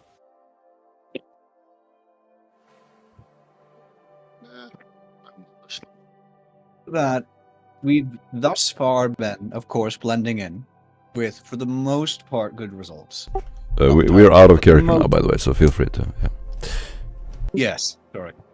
And thank you. I was going to say, Yeah. for the most part, we've been, I was going to say, handling Blendwell and using, if ever, mention of official Inquisition business as a resort. Outside of the, obviously, famous gambit of... And while you're discussing, you can roll a deceive test. deceive disguise to not look like you're investigating stuff or are very important people. This is your ability to be subtle. Great about this one. There we go. Good at logic, good at a few things, but let me see. Everybody roll it. All right. Just to deceive? Oh, Close, no cigar. hell no. I'm going to re-roll that with a fate point. Mm-hmm. The cop and the soldier are going to have a bit of trouble, but the odd job master, I think he's got it a pretty good way. Nice, Franz. Nice boil. Deceive with 3. We have one failure from... Franz, you rolled an influence, so that's much higher, I No, believe. actually, yes, it hit. Jesus. That's in fact double. That's 6 additional degrees. Neil, you need to reroll, man. Unless you want to keep it. I'll leave it with 3. Do you want to keep it, Neil? Neil. Do you want to keep it on -1? I'll be right there, sorry. Just had to quickly grab something. Do you want to keep your -1 degree? I can re-roll if you say so. No, it's totally up to you. Everything is up to you. I have more than 1 fate points. I can re-roll. I Coolio. hope this doesn't waste this point, but here we go. Yeah, he's going to re-roll with a fate. Yep.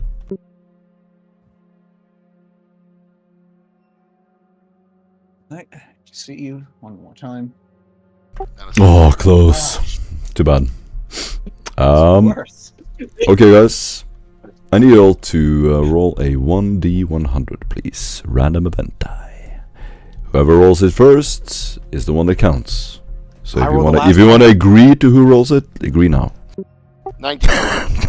Nice. Nice. Okay, good. Oh, Aaron. It's better than the 97 I know I usually get. All of your rolls for years have been so horrible. You know what? Well, they were having an argument who was going to roll, so... I said that I wasn't going to roll. Yeah. As the ship had takes one off prepared and you just in watch the case. golden glow of the sunset through the cloudy sky, we put a bookmark in the session and play more next week.